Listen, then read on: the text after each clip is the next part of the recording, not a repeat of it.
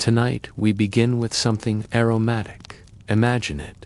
You're standing barefoot on cold flagstone, wrapped in a scratchy linen sheet that smells faintly of lavender, mildew, and centuries of dread. The room is drafty. A window, high and narrow, like a watchful eye, lets in a shaft of pale light. The air is damp, not from steam, but from the breath of the stone walls that haven't been properly aired in months. Before you, a low wooden tub sits solemnly, barely big enough to tuck your knees under your chin. It looks less like a bath and more like someone's failed soup experiment. And yet, this is the royal bath, yours, once a year. If you're lucky, you probably won't survive this. So, before you get comfortable, take a moment to like the video and subscribe, but only if you genuinely enjoy what I do here. And hey, let me know in the comments where you're listening from and what time it is right now. Now, dim the lights. Maybe turn on a fan for that soft background hum, and let's ease into tonight's journey together. You sit on the edge of the tub, not entirely convinced that what's inside is water. It's warm, but murky, like someone tried to steep an entire garden in each rose petals, bay leaves, rosemary sprigs, and a suspiciously large clump of lavender floating like a drowned hedgehog. You're told it's aromatic, but all you smell is effort. The bath water has likely been reused, possibly from another bath, possibly from yesterday, possibly from your uncle, your attendant one of 3. Because you're important, but not that important, approaches with a long-handled ladle. She wears gloves. You're not sure if it's to keep her clean or to protect herself from you. She gently pours a stream of warm herbal water over your shoulders. It's the royal version of a waterfall, a sleepy trickle from a wooden spoon. Allegedly is the moment of renewal, rebirth, ritual, purity, but all you can think about is how itchy you feel during a bath, and how the soap stares at you from a carved ivory dish, looking expensive and unused. Royal bathing. It is not private, it is not relaxing, and it is not about getting clean. It is about symbolism, social hierarchy, and reminding your skin that life is hard. You shift slightly. The bottom of the tub creaks in protest.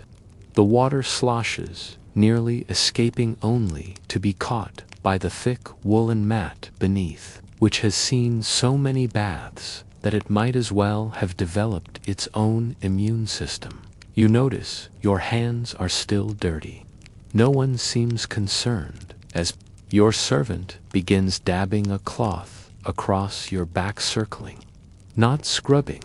You realize this isn't so much a bath as it is a gentle negotiation with grime. You're not removing dirt, you're coaxing it into relocation, down the shoulder, over the ribs, and maybe into the water where it can live its next life. The soap, when it finally touches you, isn't bubbly.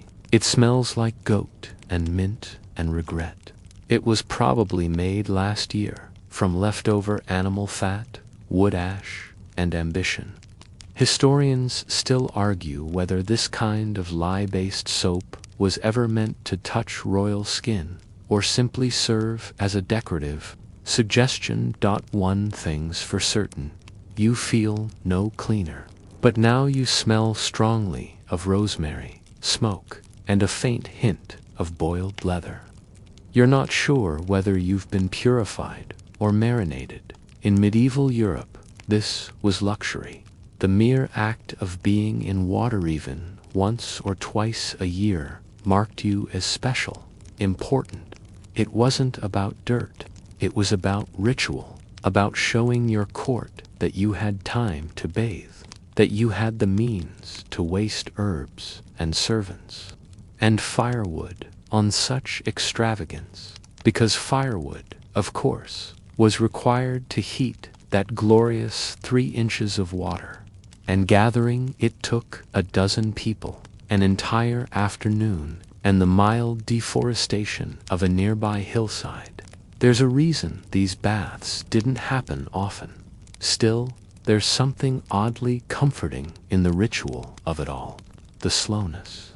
The ceremony, you sit quietly as your hair is gently combed with a bone-handled pick, your ears swabbed with soft linen, your feet carefully dipped and quickly withdrawn as though they might complain.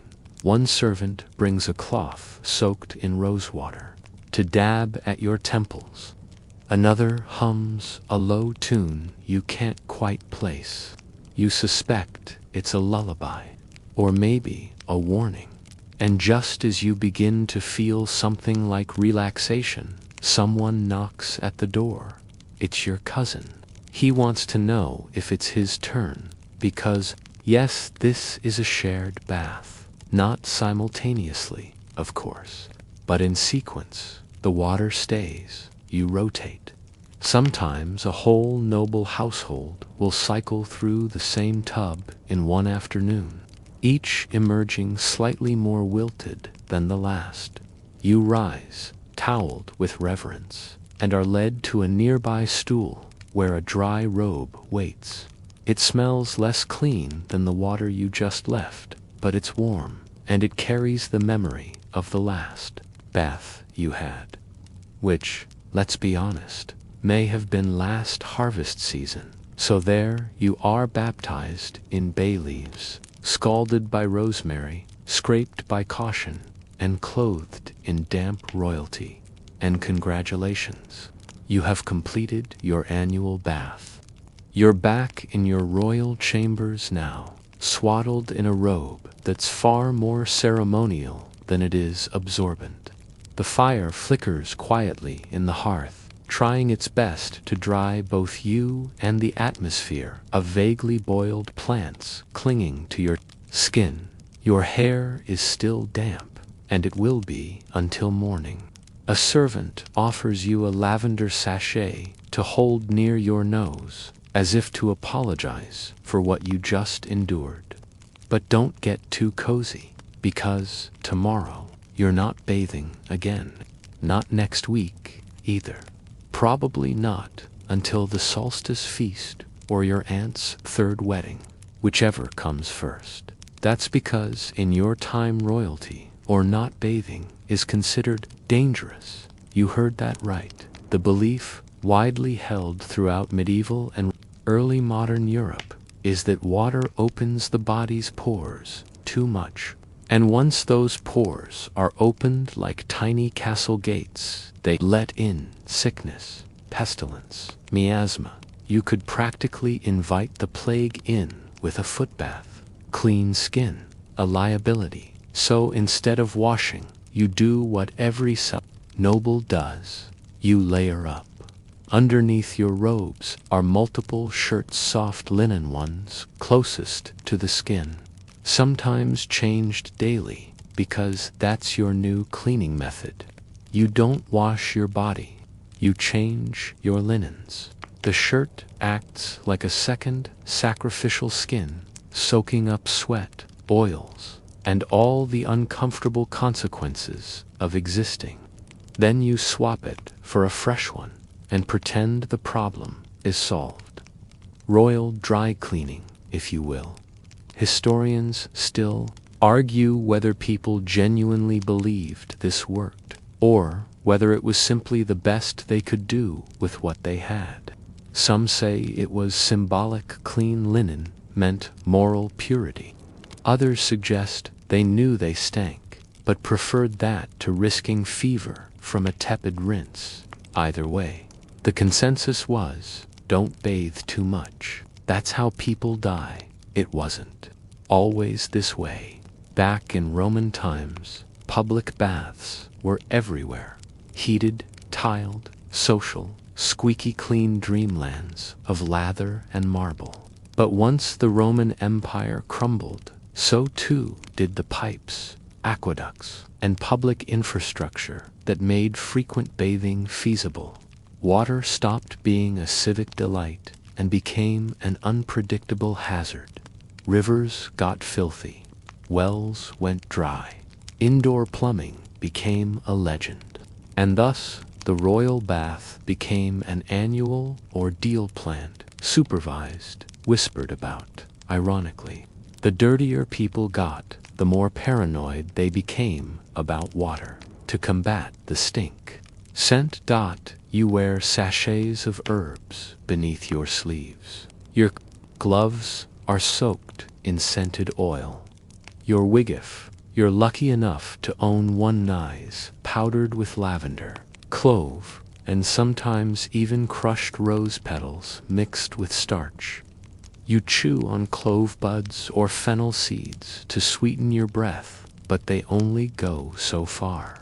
You gargle with wine, swish with vinegar, or just wave a scented handkerchief near your nose and hope for the best. And still, the scent of you is complex, regal, intense. You smell like power and laundry that's waited too long to be folded. Imagine court life in this world. You walk into a room filled with nobles, all in heavy embroidered gowns, sweating quietly beneath furs and marinating in clove oil and ambition. It's not exactly pleasant. It's a sensory experience, one that makes you thankful for the social buffer of fans, folding screens, and the occasional drafty hallway. It gets worse in summer. There are accounts of royals fainting from the heat, not because of tight corsets, but because of the combined stench of too many unwashed bodies and not enough air circulation. Entire balls would be remembered not for who danced, but for how long it took someone to pass out. So, the key to survival: masking, obscuring, distracting.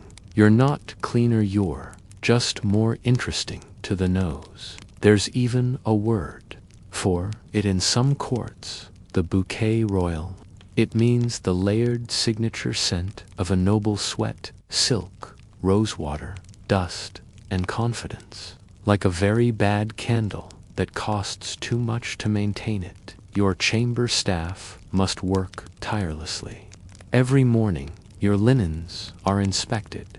Your undergarments are checked for, let's say, saturation levels. If you're a king or queen, you likely have an official responsible for your wardrobe's odor, not cleaning it, mind you, ensuring it stays within the acceptable zone between earthy and offensive. Some monarchs, like Henry IV of France, were known for their distinct musk. Henry supposedly bragged about bathing once a year, if that, and still had lovers lining up like it was cologne season. It was part of the mystique. To smell to clean was almost suspicious. What are you hiding? People might wonder. There's even one medical manual from the 15th century that advised against excessive bathing. Warning: it could soften the body dangerously. You wouldn't want to be too clean. That was decadent, foreign, possibly Italian. So, as you tuck yourself into bed, draped in heavy linens and a cloud of your own essence, you wonder, is this really what luxury smells like? You wake up, still vaguely damped, not from the bath, of course, but from sleeping under 17 layers of brocade and a tapestry-weight bed canopy that hasn't been dusted since your grandmother's coronation. Your hair is stiff thanks to the clove oil you were dabbed with the night before, and your scalp itches in a way that suggests it's contemplating rebellion. You are royal, and you smell like it.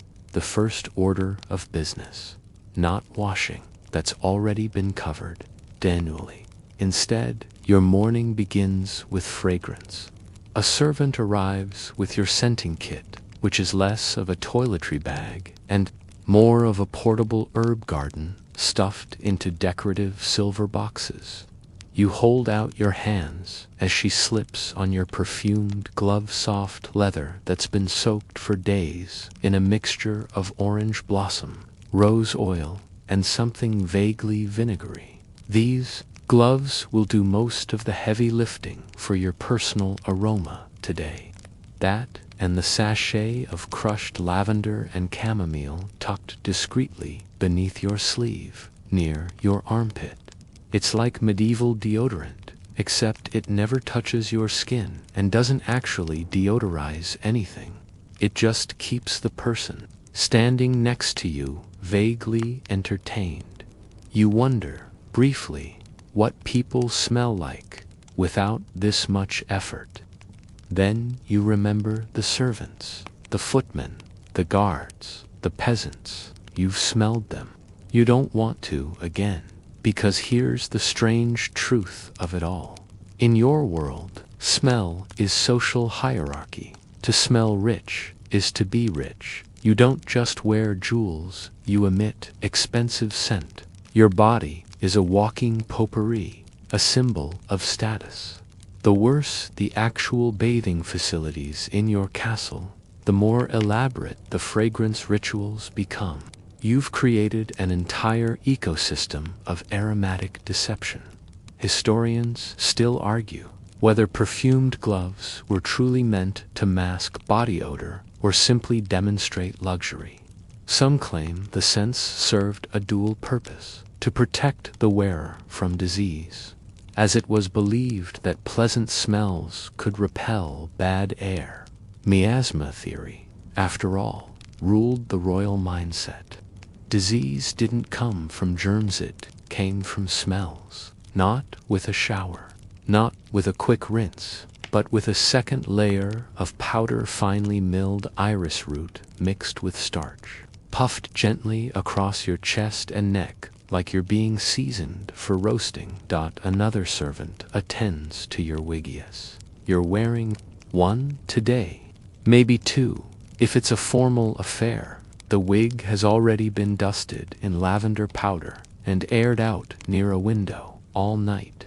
This counts as cleaning. You wear the wig like armor, like a privacy curtain, like a distraction. And what about your face? Now we get to the truly royal rituals. A small table is brought in. Bottles clink softly. There's a paste of white lead and vinegar used to give your cheeks that ghostly glow. It's not good for you. Everyone knows this. It burns, it cracks, but it looks flawless from 10 feet away in candlelight, and that's what matters. Your lips are tinted with crushed beetle shells. Your eyebrows are darkened with soot. There's a little powder puff made from rabbit fur that helps press the whole deathly ensemble into your pores, and your perfume, sprayed from a tiny vial shaped like a lion, musk and myrrh, a hint of ambergris if the court budget allows. You are a perfumed symphony of animal, mineral, and plant. Every step you take releases a fresh puff of evidence that you are important and clean enough for today, but not to clean. That would be suspect. This whole effort, the gloves, the wig, the powder, the perfume, is your defense against the single most feared thing in your court: odor out of place. The wrong smell in the wrong context can ruin your social standing. A whiff of sweat at the wrong banquet, disaster. A hint of foot stink during an audience with the bishop, career ending. And yet, there are no daily baths. There is no indoor plumbing, just linen, powder, and prayers. You walk into the hall, and everyone pretends this is normal, that the scent cloud surrounding you is effortless, that your powder doesn't crumble when you smile, that your gloves don't make your hands itch, that your wig doesn't host more life than the castle garden. And honestly, you kind of believe it too. This is court life. Scent equals status. Washing is optional. Performance is everything. You pass a nobleman in the corridor, He nods politely, wafting an herbal breeze that smells faintly of cardamom and horse. That's how you know he's important. Someone less important, like a young page boy, rushes past you. He smells like feet and stale bread. He is not ready for fragrance. Nose is still in training, back in your chamber. You remove the gloves for a moment to let your hands breathe. They're damp, slightly wrinkled, but the scent of citrus and leather still clings. You'll put them back on before lunch. There will be pheasant and garlic and dancing. You'll need the gloves. The day marches on in this fog of carefully managed hygiene theater, and you almost forget that you haven't bathed in weeks. Almost. Afternoon sunlight slants through the stained glass windows, painting your chamber walls in jewel tones.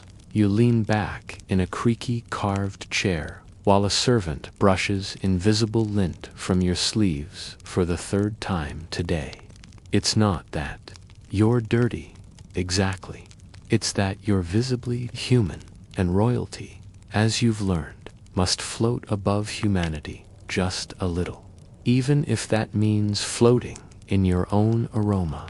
Your mind drifts to the last time you truly bathed. Not the annual lavender soup affair from earlier, but really bathed, scrubbing, soaking, dunking like a loaf of stale bread in broth. It's been months, possibly longer. You've lost count. Everyone has.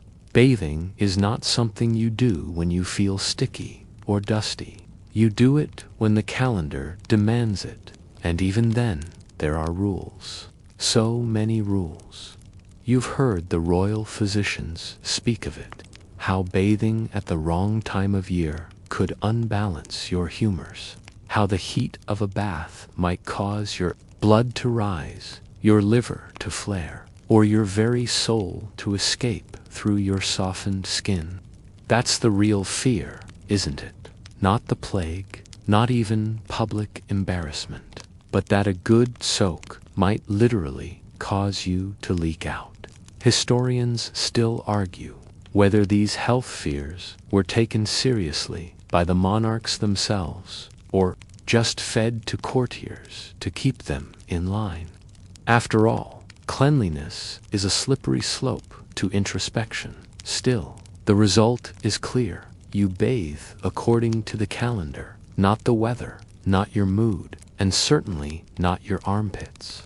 Bathing days are typically tied to church feasts or celestial events. Easter, the solstice, a coronation, a royal birth, or, if you're feeling particularly daring, an eclipse. Some queens were allowed only 1 or 2 full immersions a year, and even those were surrounded with hesitation and ritual. The water had to be specially prepared, often infused with sacred herbs and blessed by a priest. The tub itself might be lined with silk or even draped in curtains, though not for modesty, just in case the wind carried in demons. You remember? One such bath. You were a teenager, still wide-eyed, still hopeful that bathing might feel good. The tub had been prepared for hours. Rosewater, steam, a blanket of flower petals, thick enough to hide any surface beneath. But when you stepped in, the water was tepid, the petals were slimy, and 4 people were watching you from behind a screen. No one explained what to do, so you sat there, arms wrapped around your knees, praying not for cleanliness, but for it to be over. And when it was, you were congratulated, draped in warm linen, scented, and told not to repeat the experience too soon. Bathing, you see, is not a private act for royalty.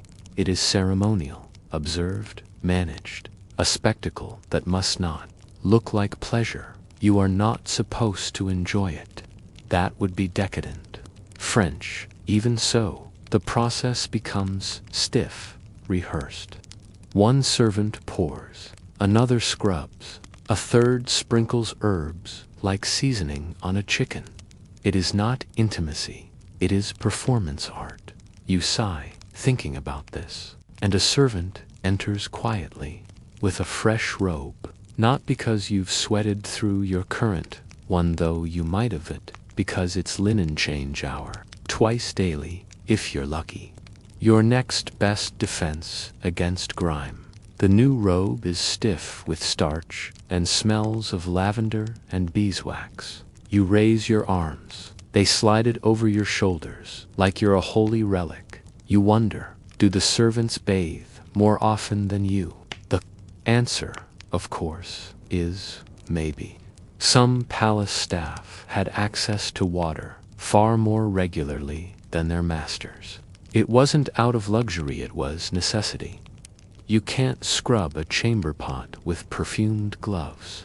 You can't cook in a stifling kitchen while smelling like cinnamon and denial.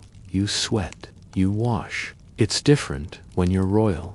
Dirt is symbolic.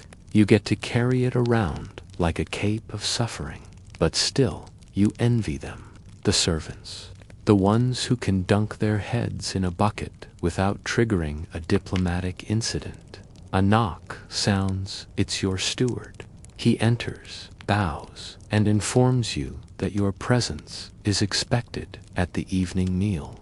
You nod, already rehearsing the subtle nose tilt of polite disdain in case anyone smells slightly off. You'll be surrounded by other nobles, all in their most fragrant disguises. The dining hall will glow with candlelight and incense. There will be goose, there will be stringed instruments, there will be a duchess whose perfume has made people faint. You'll sit there, smiling graciously as your skin itches faintly beneath. The powder and your wig shifts ever so slightly with each nod, and someone will say, "You look radiant tonight." You'll say, "Thank you." You won't mention the bath you haven't had since last winter, because in your world, that's just how royalty lives. Dinner goes as expected. A slow parade of roasted birds, jellied meats, and spiced stews that have been simmering since before sunrise. You sit beneath the flickering chandeliers, dabbing delicately at your mouth with a square of linen that smells faintly of cloves and candle smoke. Your seat is cushioned, but the wooden back presses into you like it resents your presence. Around the table, the rest of the court glows with artificial radiance-powdered faces, gloved hands, and smiles that are just tight enough to suggest they, too, are feeling the burn of sweat trapped under 6 layers of silk. Someone coughs discreetly into a perfumed handkerchief. Someone else is fanning themselves with a bit too much urgency. But no one, not a single noble here, looks like they've had a proper wash this month. You're all equal in the kingdom of musk. You reach for your goblet and take a sip of watered wine, trying to ignore the way your collar feels like it's tightening with every heartbeat. Across the table, the Duchess of Amberhill adjusts her powdered wig, and a small puff of starch escapes like a ghost of vanity. It smells like violet root and chalk dust. Elegant dot. This is court life at its most refined, which is to say, everyone is pretending not to itch after the 3rd course. You excuse yourself not because you're full, but because the scent density in the room has reached something close to a noble fog. You step into the corridor, grateful for the draft of cooler air, even if it carries the unmistakable aroma of damp stone and slightly mildewed tapestries. Your servant meets you there, holding out a scented kerchief as if offering armor. You press it to your nose with practiced elegance. A blend of rosewater and vinegar. It doesn't help, but it makes you feel defended, like a knight of fragrance. Back in your chamber, you shed the day's layers, like a snake reluctantly molting. The inner shirt peels away with a quiet tear. It's been clinging to your skin for hours. Linen stained with time, sweat, and pride.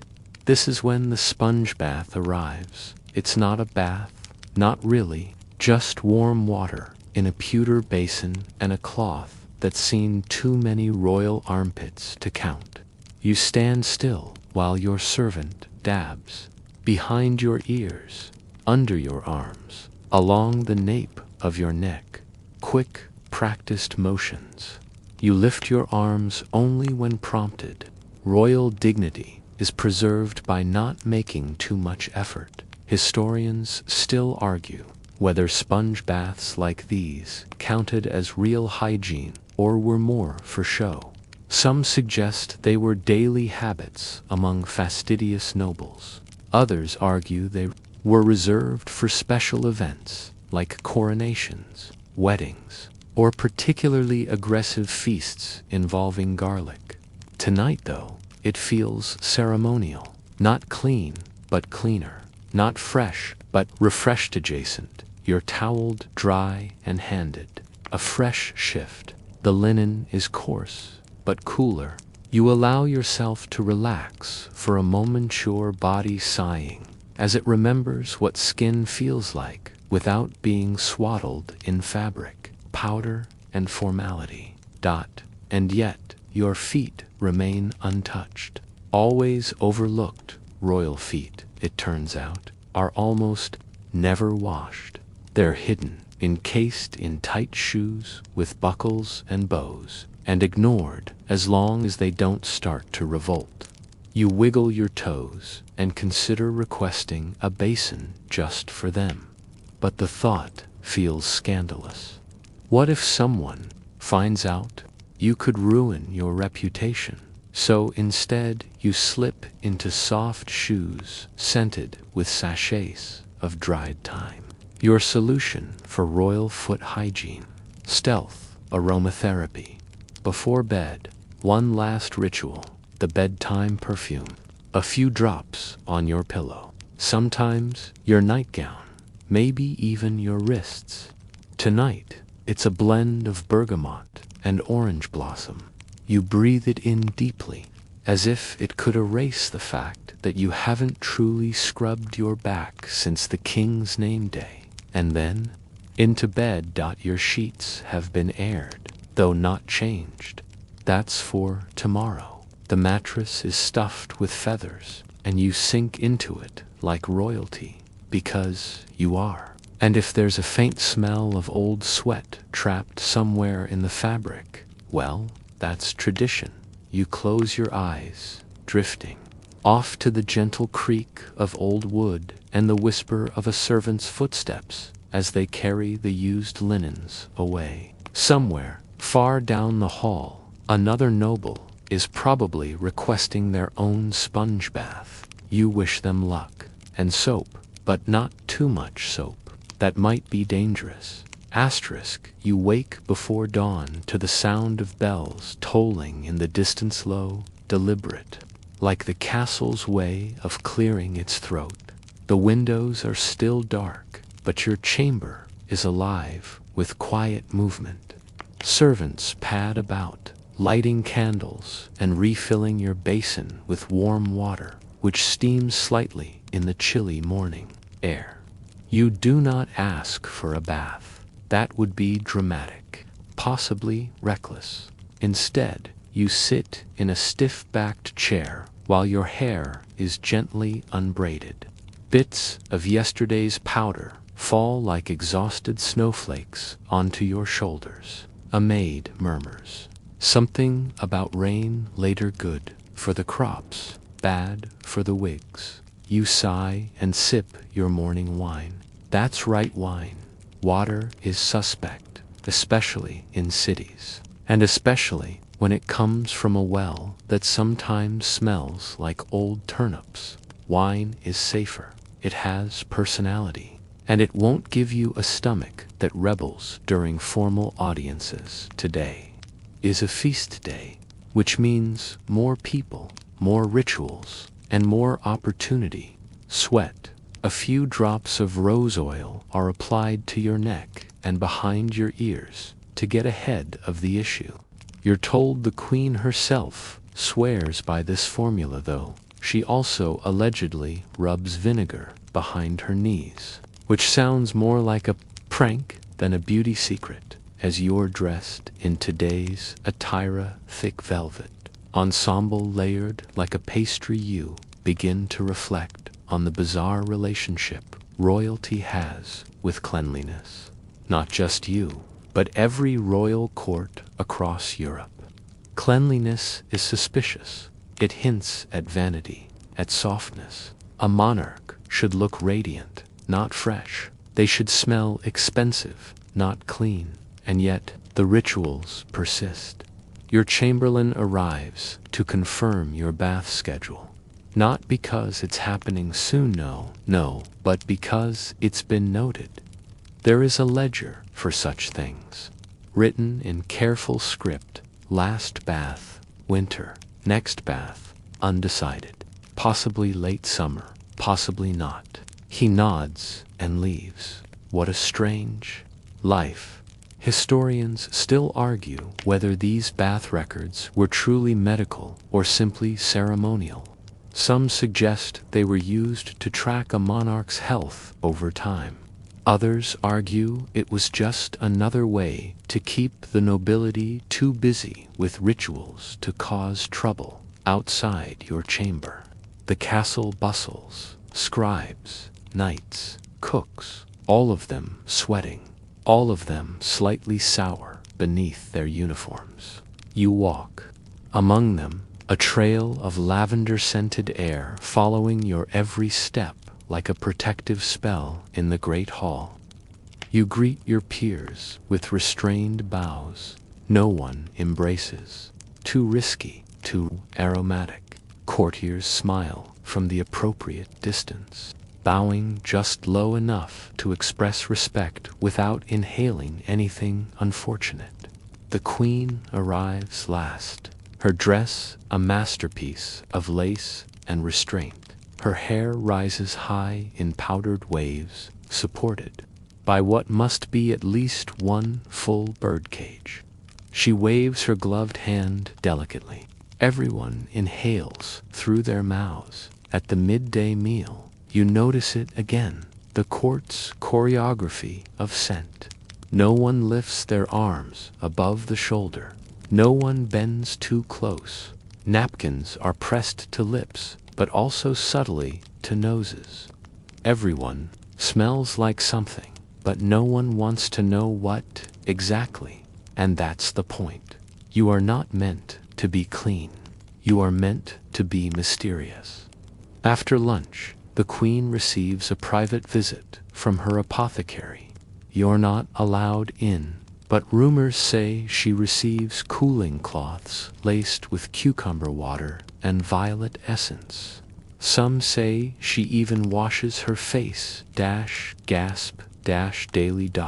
But no one confirms it, because if she does, it's a scandal. And if she doesn't, it's an illusion. Either way, the system works. Later, you attend court. The audience chamber is hot with candle smoke and unwashed ambition. Someone faints. A knight, fully armored, goes down like a decorative suit hitting a rug. Too much heat, too little airflow. You pretend not to notice as attendants rush in with fans and vinegar cloths. You shift in your seat. You itch again. At dusk, you retreat to your chamber. The sun casts a warm, golden haze through the windows, lighting up the layers of dust that float lazily in the air like forgotten lace. Your wig is removed. Your shoes unlaced. You let out a long breath and brace yourself for the evening sponge. Wipe. This one includes your feet because it's a feast day. A true luxury. The basin is slightly warmer tonight. The cloth a bit softer. The scent orange peel, and something that might be mint but could also be parsley. You don't ask. It feels almost like care. You close your eyes as the water trails along your collarbone, not quite cleansing, not quite comforting, just a pause, a ritual, a royal habit masquerading as hygiene, and for a moment you imagine what it might feel like to really, truly be clean. No powder, no gloves, just water, soap, a long soak. Then the cloth slips too close to your shoulder blade, and the cold air hits your skin like an accusation. Enough fantasy. You've had your daily nada bath. Tomorrow you'll wake and do it all again.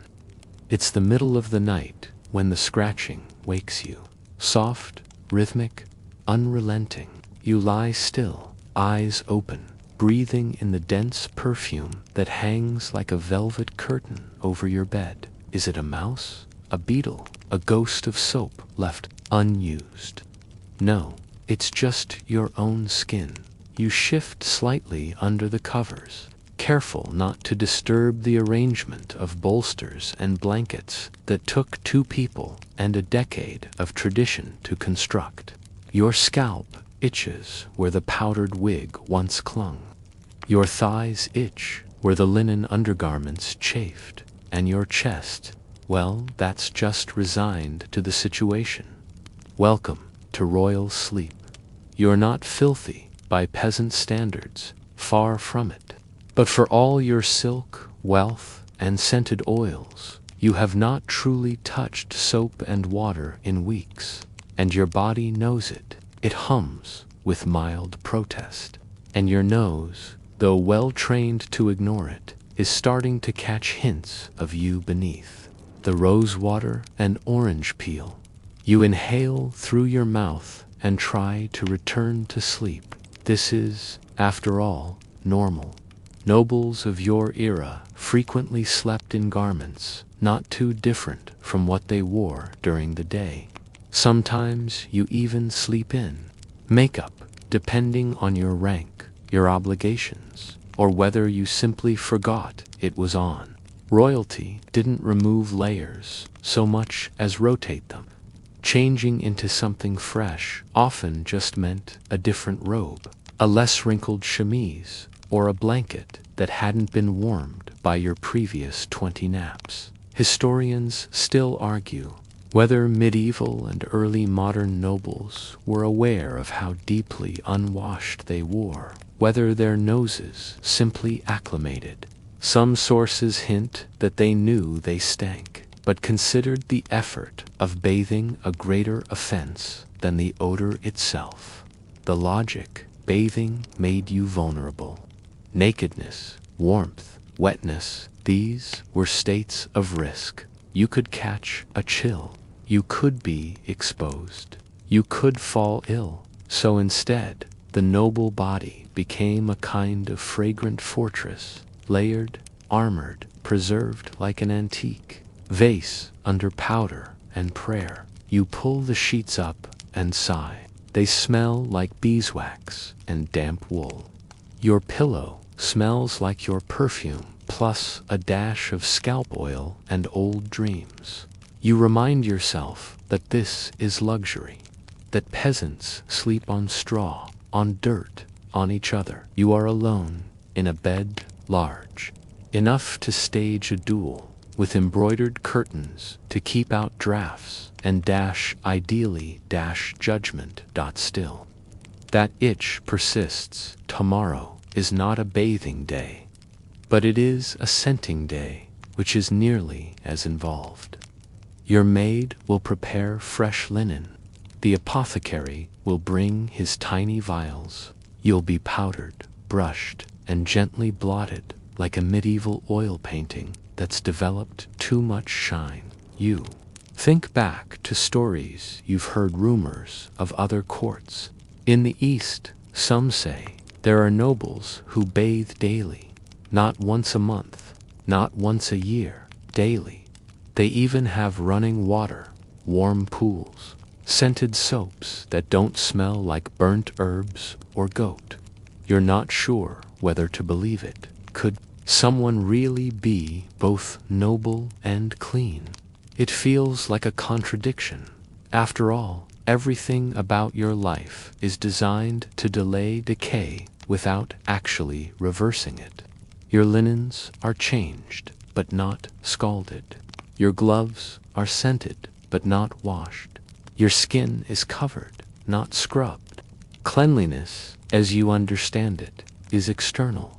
Appearances, the illusion of purity, actual purity, too risky, too raw. So here you are, lying in the dark, listening to the soft creak of the bed frame as you shift, imagining what it might feel like to plunge your whole body into warm water, not for show, not for ceremony, but just because you want to, just because you could. Your body aches in places that weren't aching yesterday, not from battle, but from posture, from corsetry, from the weight of your own presentation. The fire in the hearth has died down now, and a cool draft slips under the bed curtain. You roll onto your side and pull the blankets tighter. Your inner elbow brushes against your chest, and you catch the faintest hint of rose and sweat and starch. It's not bad, exactly. It's just royal. Asterisk. You wake to the distant clatter of wooden shoes against flagstone, echoing through the castle like a reminder that someone, somewhere, is already hard at work, not bathing, of course, but preparing someone else's illusion of hygiene. The air is thick this morning. The scent of old candle wax, hearth ash, and damp fabric hangs in your chamber like a too-warm cloak you can't shrug off. A servant enters softly, announcing today's wardrobe. You nod from bed, still wrapped in your sleep linens, and let them begin the slow process of getting you ready to face the day. Without facing water, it begins, as always, with the brushing. A soft, bristle brush, gently stroked across your arms, legs, and back. Not to clean, but to stimulate. The idea popular among physicians of your rank is that friction brings life to the skin, wards off illness, and sweeps away bad humors. That's right. A good brushing is healthcare. Forget scrubbing. Just briskly buff yourself, like a neglected bookshelf. The brush, by the way, has a handle carved from ivory and bristles made from boar hair. It's not exactly gentle, but it's tradition. You grit your teeth as the servant reaches the back of your thigh, and you think not for the first time that perhaps this is why monarchs were always slightly grumpy. After brushing comes the powdering. Today's blend includes orris root, ground rose petals, and a mysterious gray dust that smells faintly of antique furniture. It's applied liberally, by puff and by hand, across your chest, back, and inner arms. It doesn't mask odor so much as distract from it. You become, once again, a cloud of botanical intention. Then, the underlayers, clean linen, folded so precisely it almost crackles. You step into it like stepping into a roll. It's not soft, it's crisp and starchy and makes you stand straighter than you'd like. But it's fresh, and that's what matters. Your outer garments follow. Velvet, brocade, embroidered wool. Layers designed not for comfort, but for message. You are important. You are heavy with importance. You are also starting to sweat. Again, a little voice in your head whispers, "Wouldn't a bath help?" You ignore it. That would be radical, possibly French. Besides, bathing too often is still whispered about in court as a sort of weakness, a vanity, a flirtation with illness. You remember what the court physician said just last week. Bathing can dilute the vital spirits, whatever those are, Historians still argue whether this anti-bathing sentiment was driven by science, superstition, or simply the extreme difficulty of heating, hauling, and disposing of water in a 4-story palace. Likely, it was all three. You glance toward the hearth. A fire blazes, warming your chamber. You could, theoretically, have bathwater heated, but to do so would require the kitchen boys to lug buckets of boiling water up multiple flights of stairs. Then you'd need a tub prepared. Then a floor mopped, a rug aired, at least for people informed. At least 2 advisors consulted.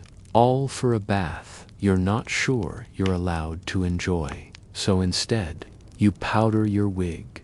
A servant brings out the tall white confection you'll wear on your head today, freshly newly dusted, and probably harboring 3 types of mites and 1 retired flea.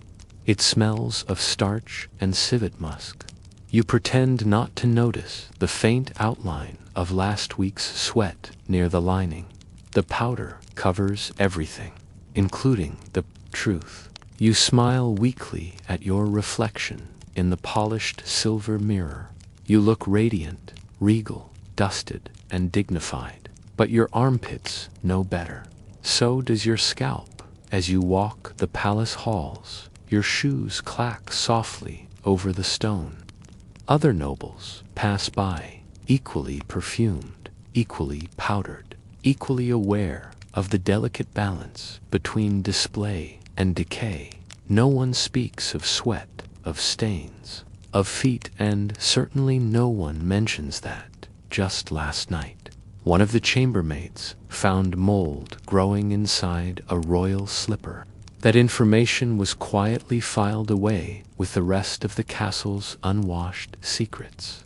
You attend court, you sit through sermons, you sip from a goblet whose rim still carries traces of powdered sugar and something citrusy. At some point, you dab your brow with a lace handkerchief. It comes away damp. You fold it quickly, pretend nothing happened. Back in your chamber at midday, you request a scented cloth to wipe your face. It's soaked in rosewater and spirits. It tingles on your cheeks. Not unpleasantly, almost like cleanliness, but not quite. Your servant smiles. Fresh as spring, she says. You nod, trying not to laugh. The truth is, you smell like flowers pressed between old books, and somehow, that's exactly the goal.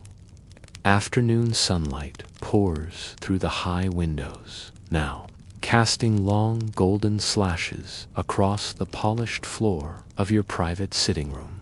A carafe of watered wine sweats lightly on the table beside you, condensation beating on the glass like a luxury you haven't earned. You swirl the liquid lazily, ignoring the faint smell of beeswax, polish, and human persistence that lingers. Beneath the perfumed air dot, today was meant to be restful.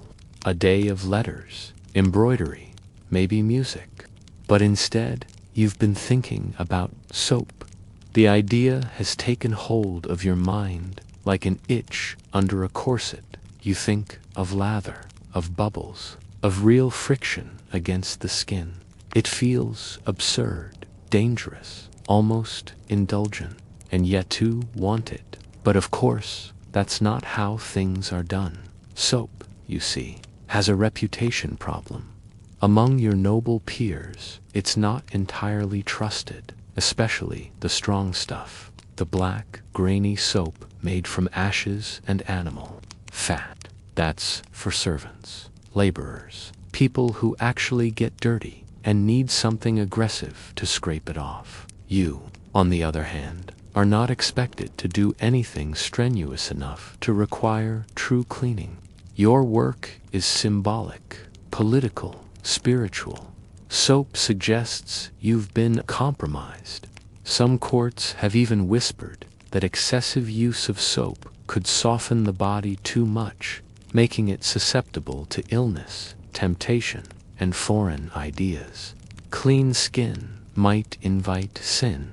It's a slippery slope, literally and philosophically. Historians still argue whether royal resistance to soap was rooted in religion, classism, or old Roman superstitions, possibly all three.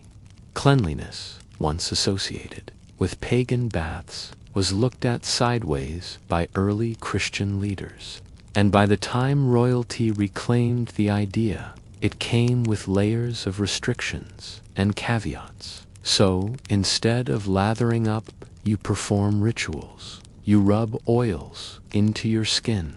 Lavender, rose, rosemary. They don't remove dirt. They glide over it. They soften the surface while leaving the foundation of grime entirely intact. You dust yourself with rice powder, orris root, crushed pearls, if you're extravagant, sometimes even lead. These things don't cleanse, they conceal. You become a walking illusion. Like a statue no one dares to clean in case it crumbles. Your face, once rosy and alive, now carries a moonlight glow, pale, untouchable. Your hands are gloved, your feet wrapped, your body hidden and still. That itch persists. Your thoughts wander to stories of ancient Rome, when soap was more common and even emperors soaked in public baths. You imagine steam rising from marble pools, slaves bringing citrus-scented oils, gossip echoing off domed ceilings. It sounds intimate, earthy, alive, but those days are long gone. Now, public bathing is frowned upon, especially for someone of your status. Imagine the scandal if a member of the nobility were seen naked, even in privacy. Worse, imagine if someone saw you enjoying it. Pleasure is dangerous, and bathing is pleasure-adjacent, so you stay dry. Not out of laziness, but out of expectation. Cleanliness is for others. Your purity comes from being untouchable, and that means rarely, if ever, letting water touch your skin. Your maid arrives, balancing a tray of small ceramic pots. Inside are the day's scented pastes, a touch of clove oil, a smear of crushed rosemary, something sticky with amber resin. She applies them delicately to your pulse points, wrist, neck, behind the ears, as if anointing a holy relic. You don't move. This is your version of washing. Would milady like the mint soap today? She asks casually. You blink. The mint soap, the one made in Venice from goat fat and imported herbs. It smells like something a noble might secretly use when feeling bold. You hesitate. Yes, you say, just a little. She smiles, a hint of amusement in her eyes, and brings over a damp cloth. The soap is rubbed between her hands until a thin, creamy lather forms. You lift your sleeve, baring your forearm like a knight exposing armor, and she gently wipes your skin. The sensation is shocking, warm, smooth, real. For a fleeting moment, you feel like a human again, not an icon, not a symbol, just a creature with skin and needs and dust. The cloth is removed. You're dried, repowdered. The moment is gone, and yet you feel different, bolder, slightly cleaner, slightly wrong, but wonderfully, rebelliously alive. Asterisk. Later that evening, you find yourself standing in the long corridor outside the portrait gallery, trying to remember whether it's your turn to light the candle offering beneath your great-uncle's painting, or if that task fell to the Duke of Westmere. Not that it matters. No one keeps proper track anymore. Everyone's too busy pretending they haven't noticed the draft that carries the faint scent of unwashed ambition from the banquet hall down the stairs. You catch a glimpse of yourself in one of the tall, tarnished mirrors. You look exquisite, elevated, waxen even. The powder on your face has settled into a porcelain mask, and your gloves shine with lemon oil polish. Your shoes creak gently as you shift your weight, trying to avoid the splinter in the old floorboard. For all the elegance in this hall, no one has ever cleaned the floor properly, just swept, just rearranged the dust. And still, you feel oddly triumphant. That arm still tingles faintly where the mint soap was applied. The memory of being truly touched by lather clings to you more stubbornly than any perfume. You've bathed a square inch of skin today, and somehow it's made everything else feel a little more unwashed, like waking up in someone else's borrowed dream. But don't get any ideas. Bathing the full body kind is still for special occasions. And even then, it comes with more rules than your family tree. Take the Sun King, Louis XIV. He had access to an entire palace filled with marble tubs, gilded basins, and scented water brought in by the bucket. And yet, he reportedly hated bathing, feared it even, claimed it made him sick. It's said he bathed no more than twice in his life, and even then it was under protest. Instead, he relied on layers of perfume, scented gloves, and perfectly starched linens changed several times a day. His court followed suit because where the king leads, everyone else lines up with a towel and a deeply concerned physician. Historians still argue whether Louis XIV was genuinely afraid of bathing or simply aware that hygiene was political. After all, if cleanliness became fashionable, it might close the gap between nobility and the rest of the unwashed masses. And that gap, that was power. So the more complex your ritual, the more inaccessible your cleanliness, the more untouchable you became. And make no mistake, bathing, if done at all, was theater. Let's say you do request a proper bath, the kind where you sit fully immersed in warm water and imagine, for just a moment, that you're not the walking embodiment of powdered deception. First, a small army is required, 2 footmen to fetch firewood, 3 scullery boys to haul buckets of heated water up countless stairs, 1 attendant to test the temperature, another to sprinkle herbs, 2 more to supervise, because, heaven forbid, something goes wrong and there's no one to blame. Then the bath itself, a wooden tub, sometimes lined with linen to prevent splinters and leaks, and wide enough for you to sit cross-legged if you're feeling indulgent. Privacy, minimal. Modesty, negotiable. Once inside, you're never alone. A servant might wash your hair. Another might gently rinse your limbs with a ladle. The water begins clear, but quickly turns into something closer to soup infused with the reality of you. But no one comments.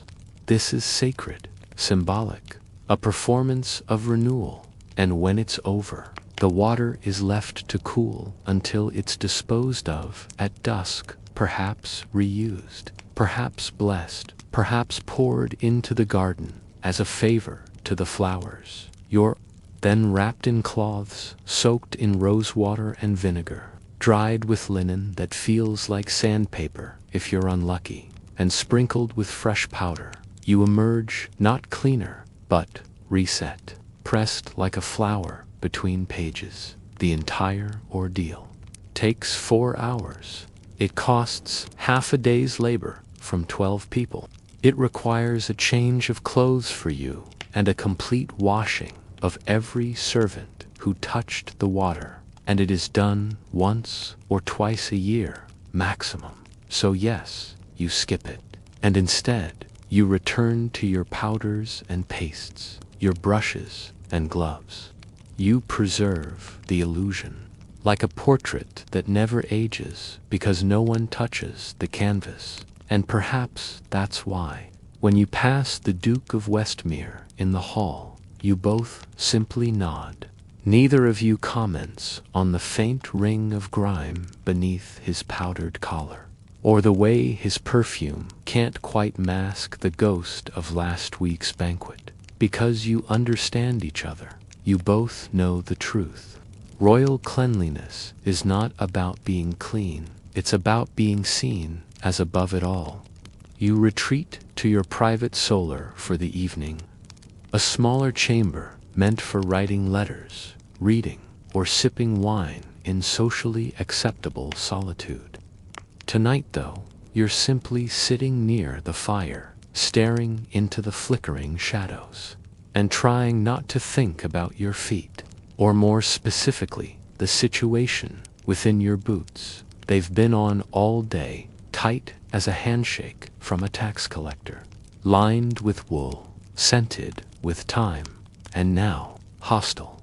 You lean back, lifting one foot slowly, cautiously, and unlatch the clasp. A puff of air escapes, like a long-held sigh. You don't breathe in, you simply know there's been a situation, one best left unspoken.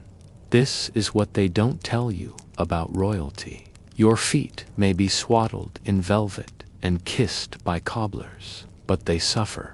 No baths, no scrubs, not even a good rinse, unless you count rain slipping in through a hole in your boot during a countryside parade. Because, in your world, foot washing is not a daily act of comfort, it's a ceremony reserved for holy days, performed symbolically, occasionally dramatized in churches during Easter, when kings and queens wash the feet of peasants to demonstrate humility. But they wear gloves, the feet are pre-washed, and the humility is mostly for show. Historians still argue whether royal feet were considered too sacred, too clean, or too shameful to discuss. Some accounts suggest that even personal attendants avoided the subject, using scented oils and herbal socks as silent interventions. Others hint that foot care was delegated to specialists, foreign barbers, traveling bathmasters who were paid handsomely to pretend they didn't notice the fungal kingdom developing between royal toes. Tonight, however, you decide to rebel. You remove both boots, peeling, really, like opening ancient scrolls. Your toes curl against the rug, thankful and confused. You sit there for a moment, barefoot and suddenly vulnerable, not in the grand, poetic way. In the "I can feel the draft through my heel cracks" way. You call for a footcloth, not a sponge, not a basin, just a square of damp linen and some scented balm, lavender, mint, a dash of eucalyptus if the court physician isn't watching. The servant arrives without question, which is either comforting or concerning. Has this happened before? You choose not to ask. Your feet are wiped, slowly, gently. The cloth is warm, and for a moment, so are you. There's something about this tiny rebellion that feels revolutionary. This is not a scheduled ritual. It's not in the ledger. No one will announce it at court tomorrow. And yet, it might be the most honest hygiene you've had all season. You wonder why such a simple act, cleaning one's feet, has become so fraught, so bound up in status and symbolism. Maybe it's because royalty is meant to appear effortless, eternal, above earthly concerns like sore arches and uninvited blisters. Or maybe it's because if you start washing one thing, the rest of the body might start making requests. And then what? You'd be soaking your hands, brushing your back, looking for water, not just for ceremony, but for comfort. That's a slippery slope. Next thing you know, you're in a bath twice a year. So you keep the rebellion small. The cloth is taken away. Your feet are wrapped in dry linen, tucked like pastries into warm slippers. You breathe deeply. It doesn't smell like roses. It smells like feet, slightly improved feet, but real. You don't feel ashamed. You feel grounded, which is ironic, considering you just kicked your shoes off in a palace. The fire pops quietly, and you let yourself sink a little deeper into the chair. A servant pours you a final glass of wine for the evening, and you sip it slowly, toes now flexing freely beneath the hem of your robe. No one will know. No one will ask. And if anyone does detect a change in your step tomorrow, bit more bounce, a touch less grimacule, just say it's the weather, or the music, or the good news from the border. You certainly won't admit it was a stolen foot wipe in a forgotten room. Because, in your world, bathing is a scandal, but a little secret freshness that's just between you and your linen. Morning greets you with an unsettling certainty. Today you must receive visitors.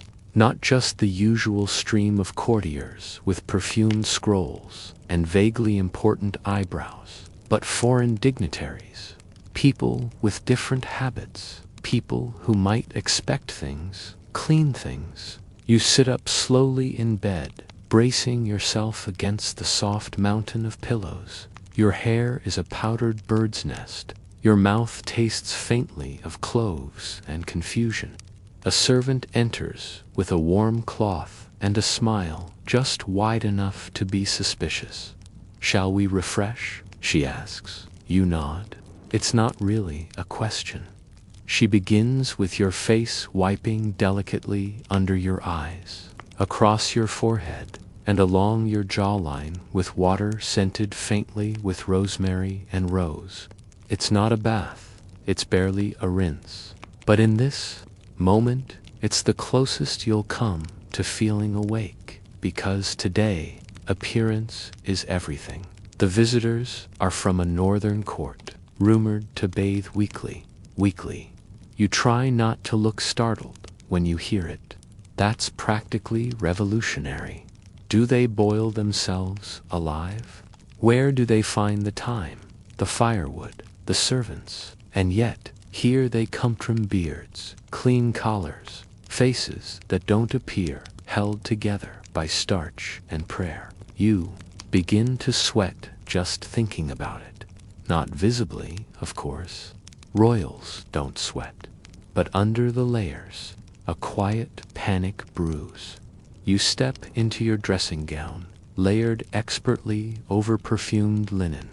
Your wig is refreshed, not replaced, just puffed and repowdered. Your gloves are newly scented, slipped on with silent ceremony. You are, by all appearances, immaculate. But beneath it all, you know better. So do your armpits, as you're being dressed. Your mind wanders to your last full bath. It's been, well, some time.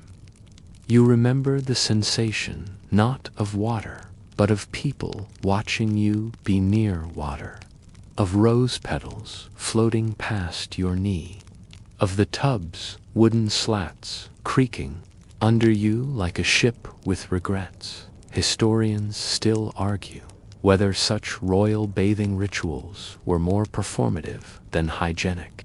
Some say they were acts of state events, staged to remind everyone that even your dirt was more ceremonial than theirs. Others believe it was a rare moment of vulnerability, carefully controlled, lest anyone mistake your humanity for weakness. You feel neither powerful nor vulnerable, just slightly sticky.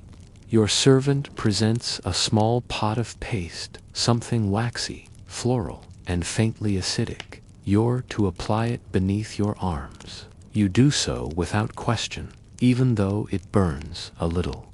They call it a deodorizing charm. You suspect it's just vinegar and wishful thinking. Soon, you're ready. You glide into the reception hall like a breeze of expensive incense. You're announced by name, preceded by your titles, trailed by your scent. The foreign dignitaries rise, they smile, they bow. You bow to just enough to acknowledge their status, but not enough to release any suspicious aromas. It's a delicate balance. Conversation begins, topics swirl, treaties, trade, the occasional joke. They're polite, you're gracious. Everything smells like polished wood and perfumed leather dot. And yet, you catch it, a whiff. Not from you, but from them, something faintly herbal, almost clean. Is that soap? You lean in slightly, pretending interest in a remark about border grain taxes, but your focus narrows. Yes, that's real soap. Not the kind made from old tallow and desperation. This is refined, imported, maybe, with notes of citrus and spice. Your nose twitches. You feel both admiration and deep betrayal. They smell like they've bathed this week, possibly this morning, possibly before arriving here. You smile serenely and sip from your goblet, pretending you're not spiraling internally, because in this moment you realize something. To them, you are the one who smells exotic. You are the powdered relic, the floral statue, the waxed symbol of a bygone cleanliness theory. They don't see your careful construction. They see a cloud of musk and mystery wrapped in silk. And you, watching their clear complexions and lightly moist hands, feel suddenly prehistoric and a little jealous. Still, you maintain composure. You laugh politely. You recite the ceremonial phrases. You smile with your lips, not your eyes. You are every inch the perfect royal. And when they leave, bowing once more, you stand alone in the hall and exhale through your mouth, because the air now carries the faintest memory of their soap. You're not angry, just curious. What would it be like, you wonder, to bathe without occasion? To submerge your whole self in warm water just because you blink. Dangerous thoughts. Revolutionary even. You return to your chamber and remove your gloves. Your fingers smell like cloves, roses, and now, perhaps, a hint of envy. Tomorrow, you think, the idea lingers like a stubborn scent. A bath, unplanned, unannounced, and not tied to a feast day or diplomatic performance. You try to ignore it, busying yourself with letters and official sealings, but it keeps tugging at you like a loose thread under all your layers. You even dream of it warm water, thick with steam, rippling around your knees as you lower yourself slowly into a proper tub. No linen screen, no herbal paste standing in for soap. Just quiet, solitude, wetness. But dreams don't change tradition. When you mention the idea casually, almost playfully, to your lady's maid, her eyes widen. She says nothing at first. Then, with the caution of someone tiptoeing through political treason, she asks, "Shall I prepare the scenting cloths instead, as usual?" You nod, of course. What else can you do? Because the real bath is more than just scandalous. It's complicated. The castle isn't exactly built for casual bathing. There is no running water, no tiled sanctuary, just a portable wooden tub stored beneath a staircase, a few servants who know how to assemble it, and a line of anxious attendants who'll have to haul boiling water up several floors to fill it. That's not indulgence, that's infrastructure. And then there's the social risk.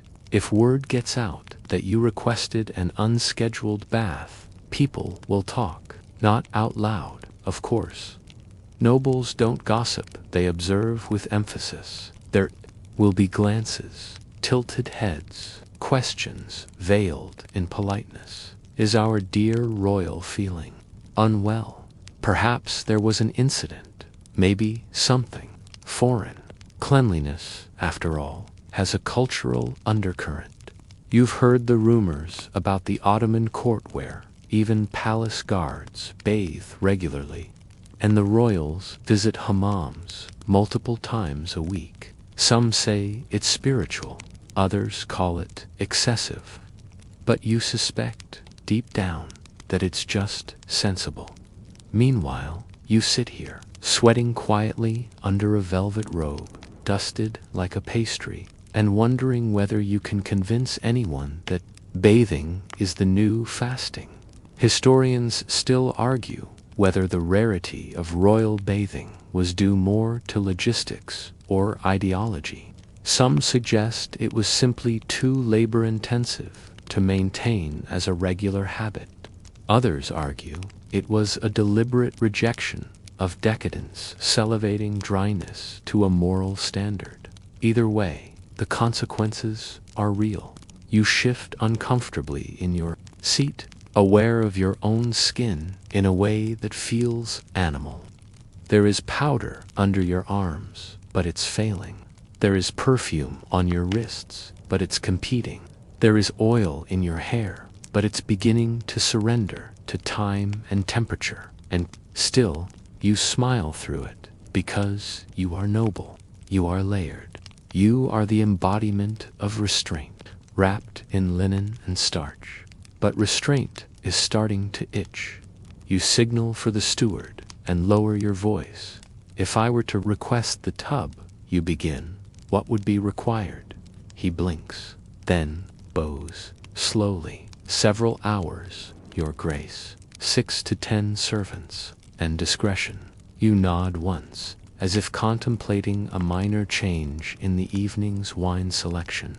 But in truth, your mind is racing, because you know what comes next. A dozen people hauling scalding water through narrow halls, trying not to scald themselves or gossip too loudly. You, sitting like a relic in a barely functional basin, wondering if it's worth it. The water cooling too fast, the scent of cedar and caution rising with the steam, the watching eyes of those who were instructed not to watch. You sigh and wave. The steward away, not tonight. Instead, you opt for the compromise. Again, the scenting cloth returns, this time steeped in mint, sage, and a bit of lemon peel, which is supposed to invigorate the humors. It's warm, familiar, clean, adjacent. The cloth is dabbed across your collarbone, your wrists, the backs of your knees, the places where the body misbehaves, the places that never get a proper rinse. It feels good, but not good enough. The idea of the bath hasn't gone away. It has rooted itself somewhere deep, tangled in your bones, like ivy. You wonder, would anyone notice if you arranged for a bath at dawn before the bells, before the household stirs? A private ritual conducted in silence, the servants sworn to secrecy. But then again, you'd still smell different afterward, softer, smoother. The powder wouldn't cling the same way. Your wig might sit awkwardly, and someone, somewhere, would notice. Not say anything, but notice. So instead, you go to bed in the usual way, powdered, perfumed, slightly damp in the wrong places, and you dream again of glory, not of court, but of warm water rising past your knees, and no one watching. The next morning, the castle wakes to the gentle chaos of a delivery. barrels of wine, bolts of imported fabric, and most intriguing of all a crate, marked only with a faint, elegant insignia from Venice. You hear about it in whispers over your first cup of warm ale. The Italian apothecary has received his quarterly shipment. Oils, powders, and possibly soap, real soap. You sit straighter. The court has always been cautious about Venetian imports. Beautiful, yes. Fragrant, certainly, but also foreign. And with foreignness comes danger, at least according to your more conservative advisors. Still, no one complains about the silks, or the honeyed almonds, or the tiny glass perfume vials that cost a month's wages and smell like what you imagine clouds would wear to a masquerade. But soap, that's always the debate. By mid-morning, you find yourself standing at the door of the apothecary's chamber. You haven't announced yourself. You haven't brought an entourage. You're simply there, gloved, powdered, breathing quietly. The door creaks open. He looks up, and he smiles, not the wide, grateful smile of a merchant greeting a monarch, but the narrow, knowing one of a man who's guessed why you've come. You step inside. Laid out on the table before you is an array of things that don't belong in your usual routine: amber resin, lemon balm, crushed iris root, beeswax, sticks, and there, nestled in a velvet-lined box, a bar of soap, creamy white, slightly translucent, etched with gold lettering that says absolutely nothing useful. Made with almond oil, the apothecary murmurs, and scented with bergamot and sweet herbs. You don't reach for it. You merely inhale and feel something inside you loosen. It smells impossible, gentle, clean, and just a little bit dangerous. You ask for a piece. Not the whole bar, just a sliver, something small, manageable, untraceable. He nods. For the hands, he says with a wink, but you both know better. Back in your private chambers, you dismiss your attendants early. You lock the outer doorknob, rudely, just firmly enough to avoid questions. The fireplace crackles. A small basin of warm water sits waiting, not for ceremony this time, but for you, just you. You unwrap the soap sliver like it's a holy relic. It's soft, smooth, curved perfectly to the palm. It feels heavy with meaning. You wet your hands, dip the soap, and lather. The foam blooms instantly light, silky, smelling faintly of citrus groves and well-fed luxury. You rub your hands together, slowly, listening to the slick whisper of true cleansing. It's not just the dirt that lifts. It's the idea of dirt, the fatigue, the ceremony, the weight. Historians still argue whether royalty in your position ever performed such acts alone. Were they allowed to? Were they capable? Would they have even thought to? You suspect they did, quietly, behind locked doors. In moments like this, you rinse, dry your hands. And for the first time in what feels like years, you feel like a person again, not a symbol, not a powdered performance, just skin, warm, clean, real. The soap sliver is wrapped again and hidden between two books of translated poetry no one ever opens, a secret between you and your senses. Later that day, you sit through a council meeting, hands folded calmly, face impassive. The chancellor drones on about tariffs. The bishop complains about humidity in the chapel. And you feel fresh. No one notices. No one comments, but you know. You smell your hands when no one's looking. It smells like you've been somewhere no one else has dared to go. And the temptation grows. Could you do it again tomorrow? Not the full bath, not yet, but something else, something bold.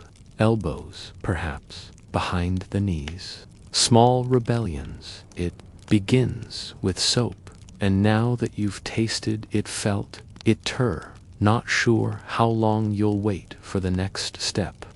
That night, you sit alone in the candle-lit quiet of your chamber, hands resting gently in your lap, the scent of almond oil still faintly clinging to your fingertips, like a secret melody no one else can hear. Everything around you feels slower, softer. Even the usual creak of the floorboards beneath your chair seems to stretch out in time, like it's too relaxed to groan properly. The fire crackles low. The room is warm, not in the aggressive, stuffy way it so often is under heavy velvet drapes, but in a lulling, wrap-around kind of way. A calm warmth, a clean warmth, and you feel it not just on your hands, but in your posture, your breath, your thoughts, lighter, clearer, as though some invisible burden has been wiped gently from your surface. You haven't told anyone about the soap. You won't, not yet.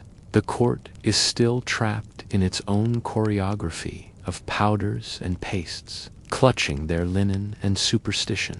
But you've started to drift just a little toward something freer. You pour yourself a goblet of spiced wine, warm, comforting, smooth. You sip slowly, eyes on the fire.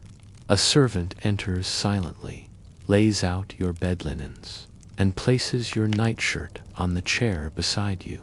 No one speaks. They don't need to. The stillness of the room says it all. You've earned your silence. Tonight, the thought of a full bath doesn't seem quite so impossible anymore. The whispers in your head have grown softer, kinder. They say things like, "Why not?"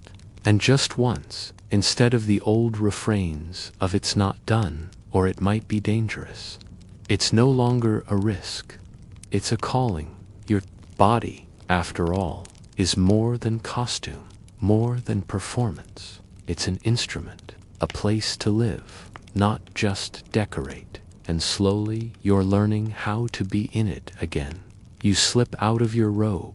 The linen nightshirt slides over your shoulders with a softness you'd never noticed before. Maybe it's the same one you always wear, or maybe your skin is just more awake. You climb into bed. The sheets are cool, the pillow soft. Your fingers curl slightly, brushing against your clean palm as you nestle beneath the covers. You exhale slowly, fully, entirely. A breeze stirs the curtain. The fire hisses quietly. And for once, you feel not powdered, not perfumed, not preserved, but at peace. Your body is not perfect, not pristine, but it is yours. And tonight, it's clean. So close your eyes now. Let the firelight flicker behind your eyelids, like a quiet lullaby. Let your breath drift deeper. Slower, let your limbs sink into the mattress as if it's pulling you gently toward sleep. The castle is quiet now, and you are wrapped not just in linen and lace, but in calm, soft, still, safe. Dawn arrives quietly, slipping into your chamber. Like a polite guest who doesn't want to wake anyone. The light filtering through your thin curtains and settling across your folded linens and slowly cooling hearth. You blink awake, not from a trumpet, a servant, or a shout from the battlements, but from the stillness itself. You stretch, not stiffly, not reluctantly, but fluidly. Something feels different. Your limbs move more easily under the sheets. Your back doesn't protest as loudly when you sit up, and your skin, especially your hands, feels soft, responsive, almost grateful. There's a knock at the door. Your steward enters with his usual clipped efficiency. already halfway through your schedule before you've said a word. Audiences, a midday sermon, 3 ceremonial appearances, and something about new carpets arriving from the southern province that will definitely clash with the current ones. You nod, smile vaguely, and rise as you move through your morning preparations. Something keeps nudging at you gently, insistently. It's the soap. The sliver, tucked between the forgotten books, now feels like a glowing ember in your mind. You want it, not out of rebellion, not even out of need, but simply because it feels right. So when your maid arrives with the usual array of powders and pastes, you clear your throat. Just the water basin this morning, you say casually. And that cloth. She blinks just once, but does as she's told. She returns shortly with the pewter basin gently steaming and a cloth freshly wrung. You lock eyes for the briefest moment, and in that glance you think you see it approval, or at least understanding. As she steps back, you reach beneath the writing desk, beneath the dusty shelf where forgotten poems sleep, and retrieve the small, sacred sliver. It fits perfectly into your hand. You lather again, just a little, just the wrists, the forearms, the curve of your neck. Each place you touch feels awakened, as though your skin, long buried under starch and obligation, is slowly remembering how to be alive. Historians still argue whether royal households had unspoken bathing rituals, habits not written into official records, but carried through glances, coded requests, quiet gestures between trusted attendants. Today, you understand how that might be true, because your maid brings a towel without being asked, because she opens the window just a crack to let the morning air mix with the soft scent of bergamot. You begin to dress. Linen first fresh, crisp, and slightly cooler than usual. Then the underlayers, the corset, the embroidered coat. Your wig is refreshed, but not replaced, powdered lightly, as though you don't want to drown the natural scent of your skin underneath. Because, for the first time in a long time, you don't want to cover it up. You walk the corridors that morning differently. It's not a stride, exactly, not a swagger, but something looser, freer. You nod to passing nobles, who respond in kind, but you don't miss the faint narrowing of their eyes, the subtle tilts of their heads. Someone smells different. They don't know what it is, not yet, but they sense it, and that's enough to spark quiet curiosity. You take your place at the morning council. Listen patiently as land disputes are aired, tithes calculated, and grain reports delivered. None of it touches you today. Not in the same way, because beneath the layers, you're not just enduring, you're comfortable. And that's rare, so rare, it almost feels like a secret. Later that afternoon, as the nobles gather in the main gallery to view the new carpet swatches, which are, as predicted, dreadful, someone leans in. You look quite rested. They say, a new perfume, perhaps. You smile, shake your head. No, same scent, just a quieter day. They nod, slowly, as if they don't quite believe you, but they let it go, because while scent may linger, truth rarely travels through court, unchanged. And besides, no one wants to believe that you, the emblem of tradition, the heart of royal decorum, are doing anything as radical as bathing. But maybe, just maybe, you are. And maybe you'll do it again tomorrow. Not a full bath. Not yet, but another cloth, another moment of lather, another inch of skin remembering what it feels like to breathe. And if, someday, in the not-so-distant future, someone knocks at your chamber and finds steam curling under the door, a tub standing proud in the middle of the room, and you smiling from beneath a curtain of scented water well, they'll know the revolution has begun, 1 square inch at a time. It begins, as all revolutions do, in whispers. You don't announce it. You don't commission a court poem or slip it into conversation over roast goose. You simply do it, quietly, consistently.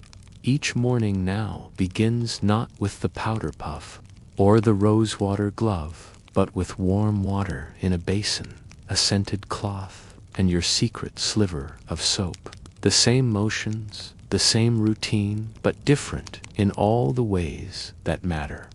You start with your hands, then the neck, the arms, the backs of your knees.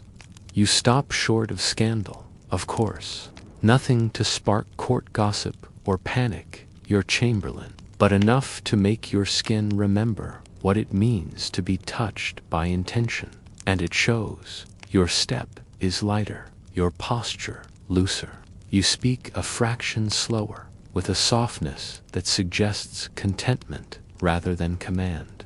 Your linen falls more easily, your wig itches less. Or maybe you've just stopped noticing, and the others do notice, though no one says anything directly that would be impolite, but the compliments shift. Your complexion is so calm today. You seem very balanced. I could swear you're wearing a new powder. You just smile and sip your wine.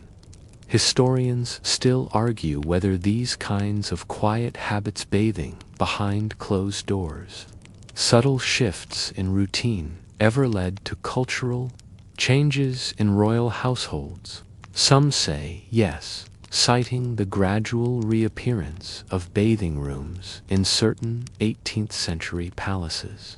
Others argue the change came from below, from staff, from foreign influence, from the inexorable creep of soap into the corners of custom.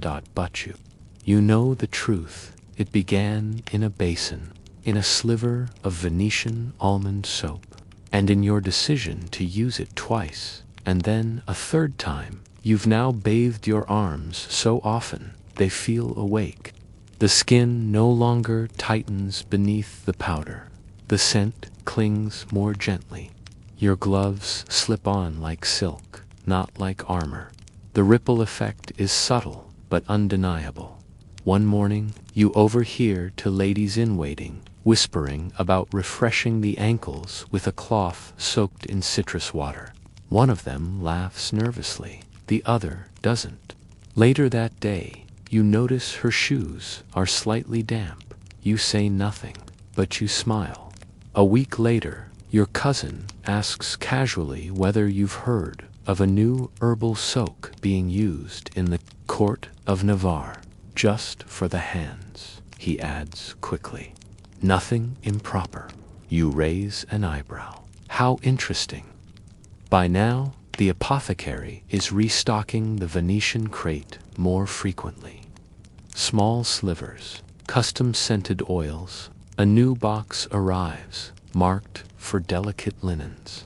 Though everyone knows what it's really for, still, the court clings to its rituals. Powder is applied, wigs are refreshed, gloves are scented. Outer appearances remain impeccable, but underneath, a shift, a softening, a quiet rebellion in soap and steam, and then the unexpected happens. The bishop mentions, in passing, during a sermon, that moderate cleansing of the flesh may allow the soul greater clarity. The statement is vague, possibly accidental, but it's enough. No one gasps, but a few heads tilt, yours among them, because maybe there's room in tradition for water. You begin to plan, not the full bath, not yet, but a partial one. A real Sokelbo's hands. Feet within the safety of your chamber. Discreet, dignified, supervised only by those who've already proven they understand the silence required. You mention it to your maid just once. She nods. There's a copper tub in the west storeroom. It belonged to your grandfather. Of course it did. He was rumored to be eccentric. That evening, the tub is brought in under cover of twilight. It takes 3 hours to fill bucket by bucket, boiled in the kitchens and hauled up stair by stair. You wait until the castle sleeps. Then you step in. The water bites, at first hot, herbal, fragrant. It smells of mint, sage, and some unplaceable root that reminds you of autumn. You lower yourself slowly, and the tub creaks like a confession. Then you sit still, steeped. It's not just warmth, it's clarity. Your mind quiets, your muscles ease. You listen to the water shifting against the copper, the whisper of steam curling upward, the faint chirp of a bird too confused to sleep. You exhale. No one sees this. No one knows. And yet, for the first time, you feel entirely real. You do not belong to the court, not to the powder, not to the wig, not even to the performance. You belong to your skin, and your skin is clean. Asterisk the next morning. You feel it before. You even open your eyes, a sense of lightness, not in your head, but on your skin, as though your body has quietly been exhaling all night long, releasing years of stiffness and starch, one cell at a time. You stretch under the covers. There's no resistance, no tug from rough linen against rougher elbows, no phantom itch from forgotten powder, just softness, just silence. You rise slowly and step onto the floor without the usual pause for balance. Even your feet seem happier. Today, they make soft, contented contact with the rug instead of the cautious shuffle of previous mornings.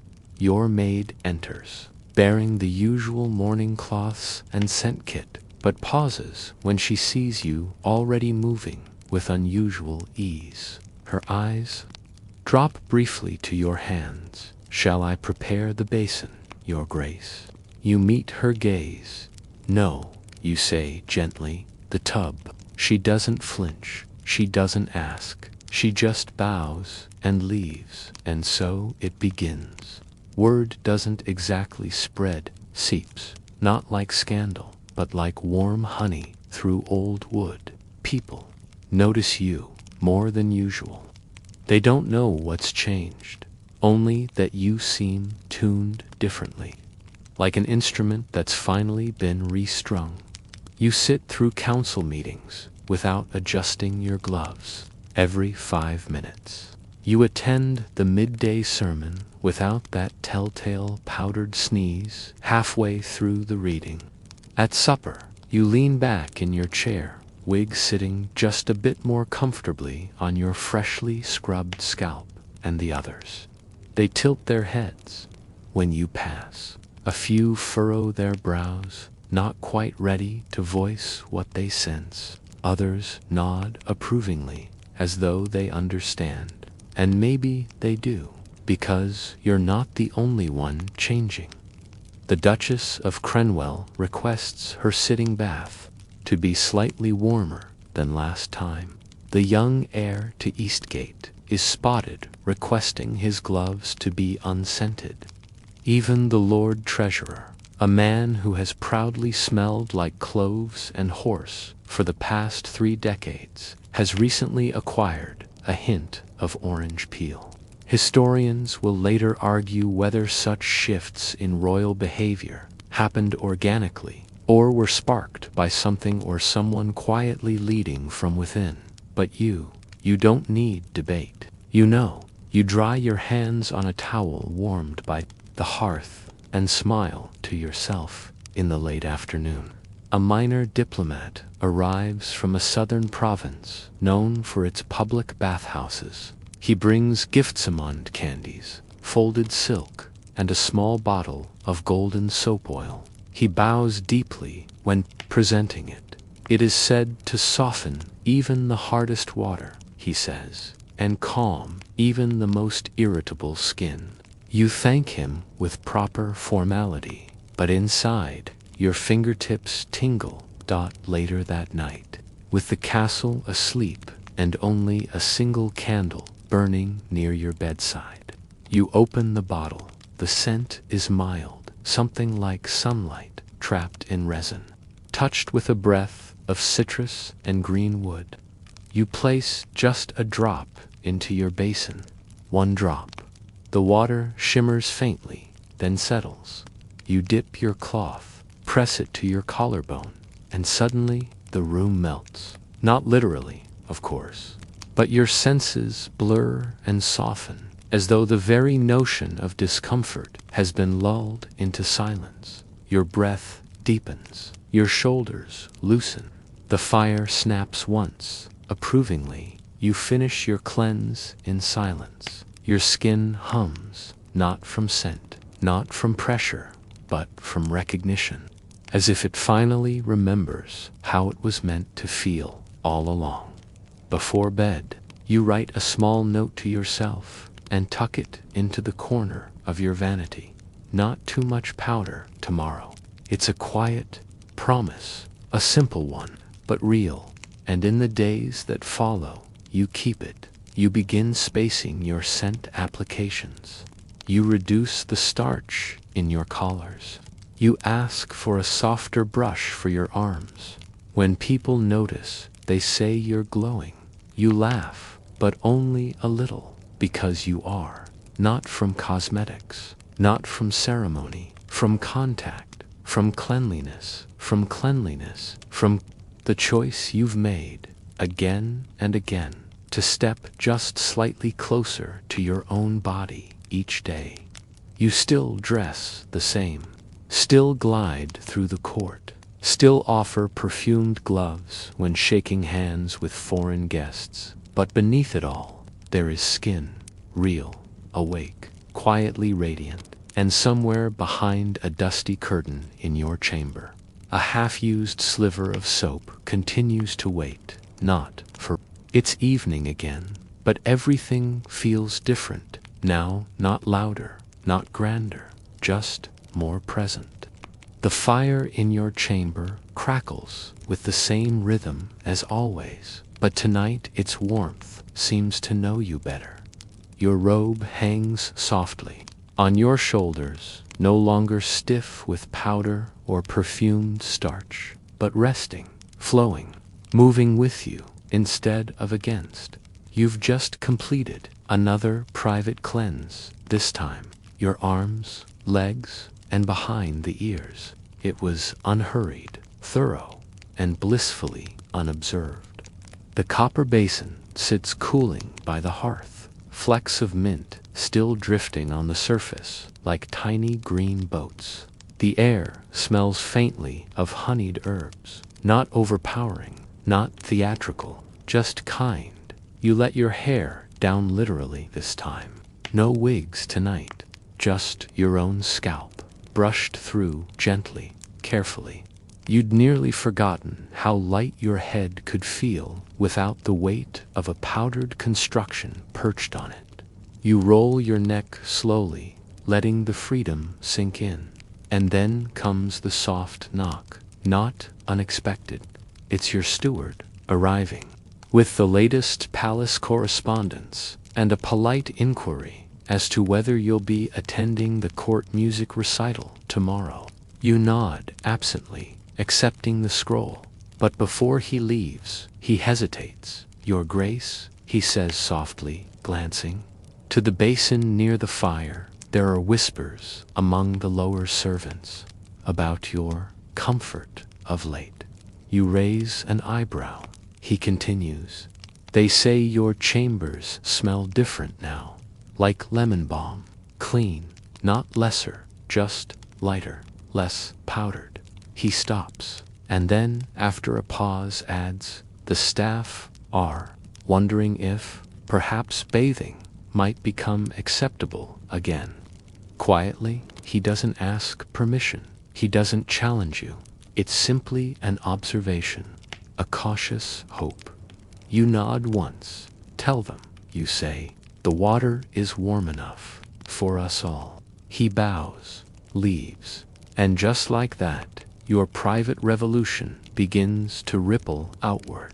Historians may never know this moment. It won't be recorded in ledgers or painted into frescoes. But this is the turning point, not a decree, not a feast, a scent, because royalty, despite the layers of ritual and lace, is still human underneath. And now, bit by bit, the human is rising. You glance at your scroll, but your mind is elsewhere. You imagine the young page who hesitated to ask for foot-washing water last week. You remember the chambermaid who wore a fresh sprig of rosemary tucked behind her ear. You recall a whisper from the visiting Venetian envoy who said bathing is not just for healing, but for becoming whole. You sit by the fire, slippered feet tucked beneath you, robe wrapped softly around your shoulders. It has taken this long for you to arrive at your own skin, and what you're realizing slowly, sweetly, is that bathing has become more than just cleansing. It's ritual, it's rebellion, it's returning. There is no ceremony tonight, no trumpet announcing transformation, just a warmth rising from within, and with it, a quiet sense of dignity that needs no armor. Tomorrow, you will attend the recital. You will wear the same robes, the same shoes, the same jewels, but beneath them all will be clean skin, softly scented, fully your own. And when others lean slightly closer, sensing something has changed, they will not know it came from mint oil and a copper basin. They'll just know they want it to, and eventually they'll ask, not all at once, but soon, because softness, like scent, travels, even through walls, even through centuries, and the body, once reminded of its own comfort, does not forget. Morning arrives with a kind of hush, as though the castle itself is holding its breath. You rise before the bells. No servant wakes you. No knock disturbs your rest. You simply wake, as if your body has decided that today it needs no permission. The air is cool but not biting. Your robe, laid out the night before, wraps around your shoulders like an old friend. The hearth still holds the last coals of the night's fire, glowing faintly like an ember of something warm and secret. You walk barefoot to the corner of your chamber, where the tub sits no longer hidden, no longer folded away. It is there, proudly, as though it's always belonged.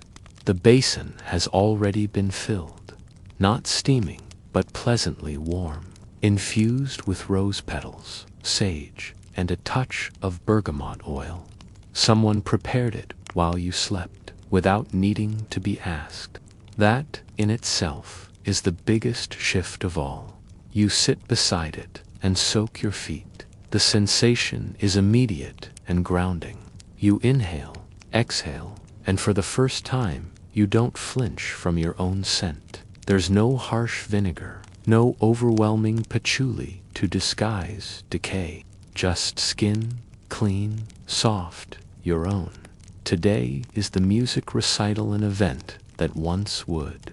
VE required you to endure hours of preparation, layers of lace, and an ocean of perfume. But not today. Today, you've made a small adjustment. You've requested less powder. The attendants blinked when they heard, but complied. Now, your skin wears only a light dusting barely visible, more of a veil than a mask, the kind that doesn't hide you so much as accompany you. Historians still debate whether such gradual changes in appearance were deliberate acts of social defiance or simply personal preference trickling upward. But you know it isn't defiance. It's comfort, finally allowed to exist. As the hour of the recital approaches, you dress slowly. The familiar garments feel different, now less like armor, more like choices. You select a robe of lighter silk, gloves left unpowdered, a simpler wig, still elegant, still formal, but not suffocating.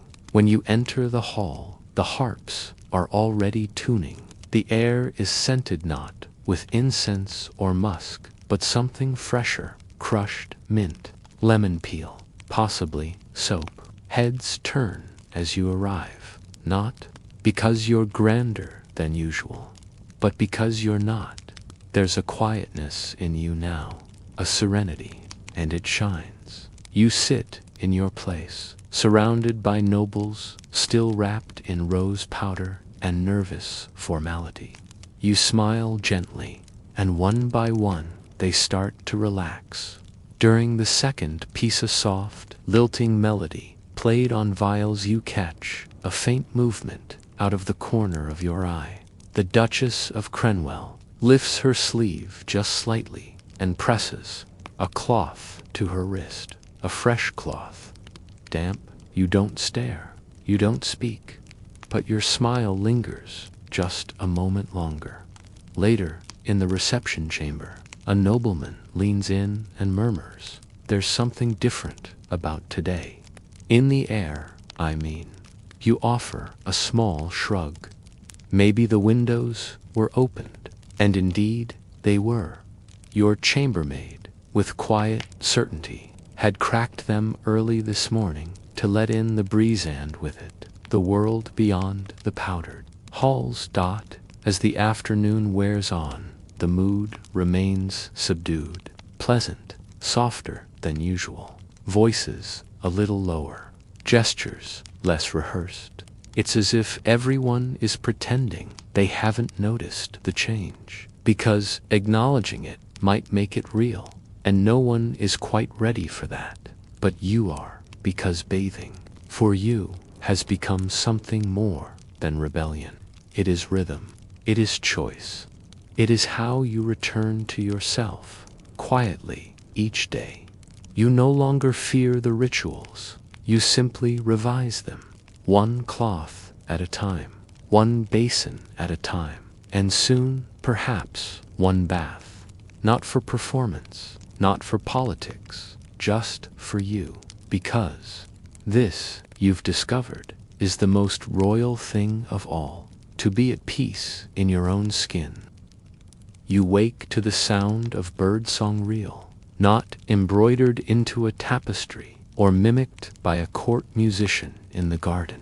The window was left open overnight, and the fresh air carries with it the scent of dew, leaves, and a distant trace of chimney smoke. It's not perfume, it's not planned, it's just the world seeping in, and for once, you welcome it.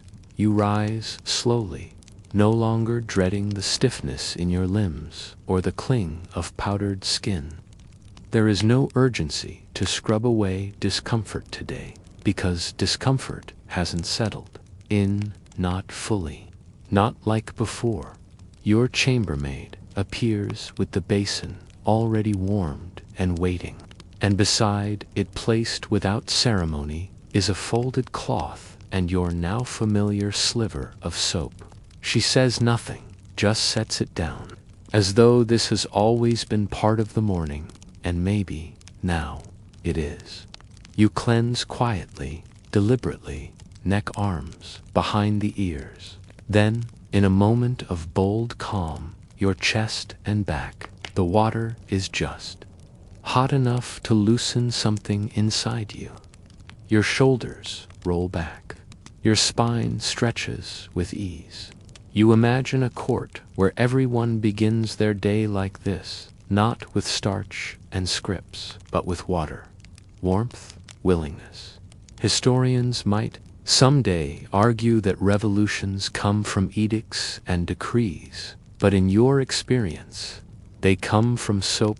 Later, as you step into your day's attire lighter than usual, with only 3 layers instead of the customary 5, you realize something's missing, not forgotten, removed. Your gloves, they're still there, folded on the table, but you don't reach for them, and neither does your maid, because your hands are clean and warm, and they smell faintly of lemon, and you'd like to keep it that way. So you descend the stairs bare-handed, and no one stops you. No one gasps. A few glance, a few blink, but then they nod. And here's the strange part. You're not the only one. The Lady Portain wears no wig today, just her own hair, brushed and adorned with a single pin. Lord Westerland wears boots that look freshly scrubbed, the tops unpolished but honest, and a page no older than 10 passes you in the corridor, with a still damp towel slung discreetly over his shoulder. He blushes, you wink. Nothing is said, and yet so much is understood. The grand hall today smells different, not like roses and clove, but like linen hung to dry in the sun, like someone finally dared to open the windows and let winter's grip slip out. A steward offers you a tray of almond cakes and wine, and as you reach for one, he pauses. Your hands, he murmurs, with a tiny smile. I believe this is the first time I've actually seen them. You don't flinch. You simply say, they've been here all along. He bows and walks away. At the day's council, you listen as usual, patient, poised, perfumed only by habit. But your attention drifts toward something unspoken in the room. A shift, a breath, like people are carrying slightly less weight on their shoulders and slightly more curiosity in their eyes. And as the day passes, you notice more. The Grand Marshal requesting lavender water to clean his cuffs. A duchess arriving a full hour early just to freshen up. A servant bringing extra cloths to the hall without being asked. Historians may someday call it a subtle reformation, a quiet shift in the hygiene culture of the upper class. But you'll remember it differently. It was a sensation, a moment, a morning when your hands touched water and you liked it enough to do it again. That evening, as twilight turns the courtyard blue and gold, you return to your chamber and sit by the open window. The breeze is cool, but not rude. You sip a warm tisane of lemon and mint, feet bare beneath your robe, and you smile at nothing in particular. You don't need the tub tonight, not because you're avoiding it, but because for the first time in memory, you don't feel dirty, you feel well. And sometimes, wellness is more powerful than any crown. It's astonishing how quickly the body adapts to kindness now. Each morning begins not with ceremony, but with rhythm, a quiet, steady sequence that flows so naturally you barely notice it anymore. A basin, a cloth, a touch of soap. Some mornings you use the lemon bergamot oil, other days just warm water and a bit of crushed mint. No one records it, no one supervises it, and yet it feels more real than anything that's happened at court in weeks today. You clean your hands, forearms, neck, and boldly your feet, a true indulgence. You sit on the edge of your bed, ankle crossed over knee, gently massaging each toe, wiping away the tiredness they've carried for far too long. The skin feels unfamiliar, tender, alive. You don't announce it. You don't need to. Your body remembers what it means to be inhabited, not just adorned. and others seem to follow without being told. The court has not changed overnight, of course. You still see layers of brocade, heavy wigs, perfume like a punch to the face. But now there are cracks in the performance, gentle, fragrant cracks. A few nobles request their own basins. Linen orders have quietly increased. The apothecary has begun mixing more soft blends and fewer powder perfumes. Someone even asked for a second tub to be brought from storage. Not that anyone will admit to using it at the midday gathering. The scent in the room is different, lighter, less floral, more fresh, not spring-like, exactly just new. It smells like quiet decisions, and you are at the center of it. Without trying to be, historians will wonder how such a shift could happen without decrees or fanfare. But social change, as you now understand, often starts in silence, in whispered preferences, in shared cloths and borrowed soaps, and half-finished basins tucked out of sight. The Chancellor of Scrolls approaches you during the afternoon walk-through. The gardens, his boots are freshly brushed. He smells faintly of time. "I must ask, Your Grace," he begins, hesitant. "Is it true that you've begun bathing?" You stop, tilt your head slightly, smile. "I suppose it depends what you mean by bathing, Chancellor." He laughs, though he doesn't seem sure if it's a joke. "Well, whatever you've done, it seems to suit you." "It does," you say simply. And it does, because this is no longer about rebellion, or discomfort, or even soap. This is about agency, about waking up in a body that feels like yours, not powdered into oblivion, not perfumed into submission, but real, breathing, cared for. You return to your chamber and find a gift waiting, a folded square of linen, embroidered with your crest, and beside it, a small bottle of herbal oil, rosemary, and sage. There's no note, just a quiet offering, an acknowledgement. Someone sees you, not the royal you, not the adorned you, but the human you. That evening, you pour a few drops of the oil into a warm basin, inhale deeply, and press the cloth to your face. It stings slightly, where the powder has worn your skin thin, but it also soothes, restores. You think of all the times you sat in this room, layered and polished, desperate for a breath of real air. Now, the windows are always open. The tub remains in its corner, and your skin, yourself, is no longer a battleground. You close your eyes, pressing the cloth to your forehead like a blessing, and in that quiet moment, you realize you no longer long to feel clean.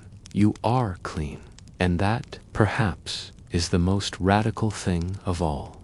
That evening, there's a small supper in the West Wing, a quiet affair for visiting envoys and local dignitaries. You dress simply, not plainly, of course, but with intention. Your garments are lighter, softer, less encumbered by embroidery or stiffness. Your hair is brushed, not sculpted. Your hands remain glove-free, and not one person dares to question it, because now people are watching you for cues. The room smells different these days, less powdered, less artificial. The scent that hangs in the air tonight is herbal, woody, something closer to a forest in late spring than a perfumery.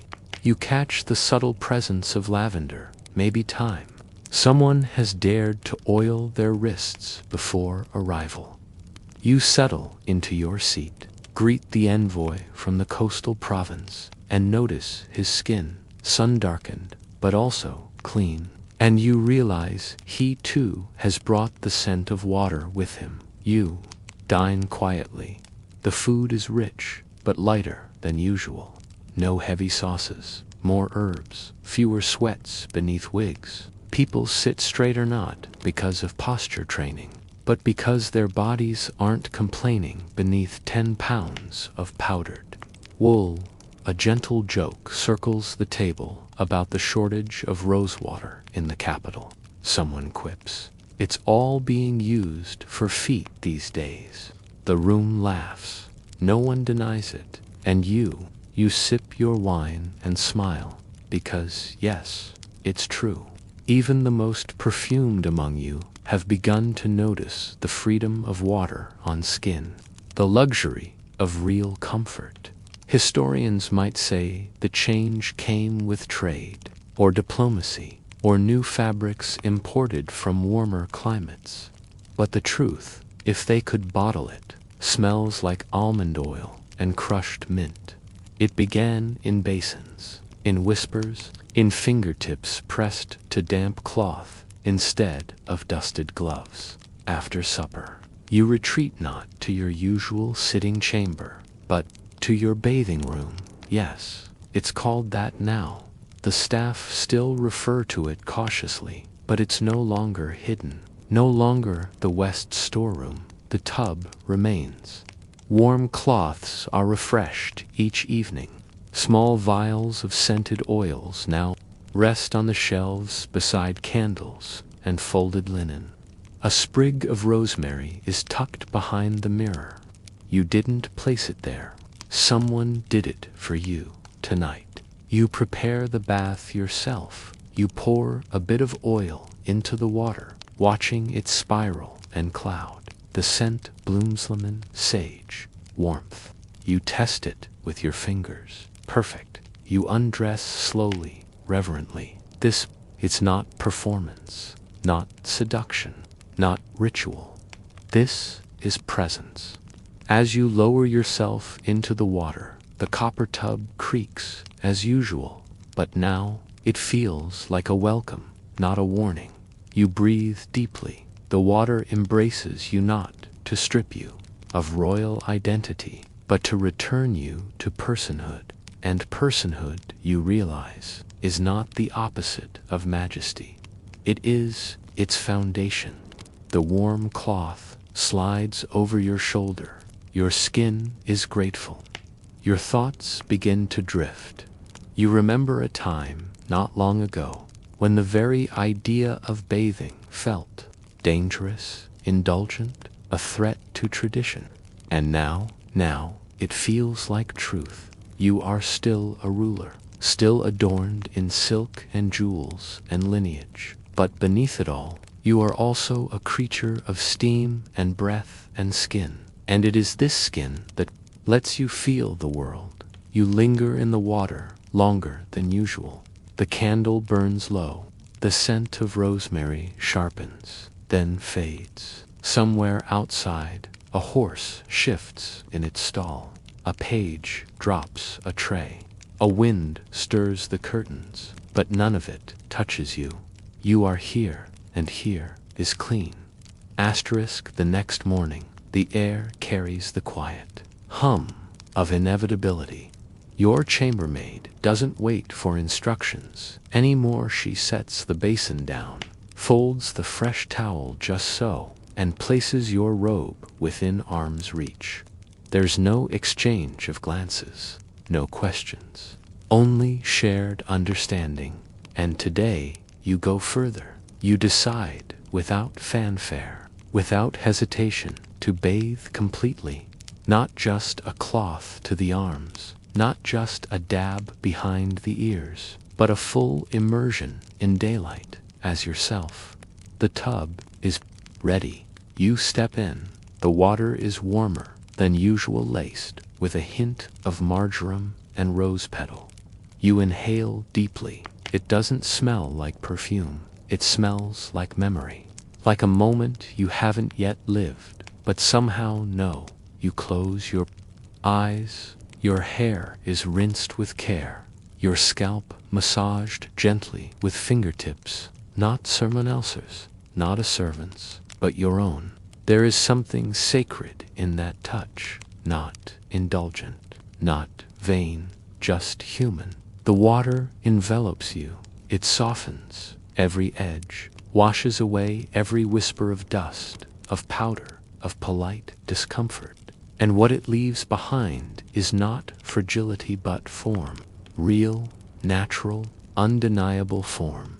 Historians may someday debate when full-body royal bathing became acceptable again. They will cite edicts, letters, trends from southern courts, perhaps the arrival of Turkish bathhouses. They'll write pages on infrastructure, morality, plumbing, but none of them will mention this moment, this stillness, this steam, this breath, because here, in this tub, in this chamber, behind closed doors and cooling tiles, a quiet kind of freedom has bloomed. You finish slowly. You rise from the bath with water trickling down your shoulders, not like tears, but like release. A towel warmed by the fire waits for you, and as you wrap it around yourself, your skin sings not loudly, not operatically, just enough for you to hear. And as you sit by the hearth to dry, something shifts, not in your bones, not in your duties, but in your posture. You no longer shrink to fit the layers. You no longer clench at the waistline. You simply are, as you were always meant to be. You dress with intention, linen first, still warm from the sun, a silk overcoat, but nothing stiff, a comb through your hair, your own hair. No wig today, not needed. When you walk into the court, heads turn, not because you are overdressed, not because you are radiant, but because you are undeniably you. Clean skin, clear gaze, comfortable pace. Someone drops their fan, another forgets their script. Third says, you look rested, and you are.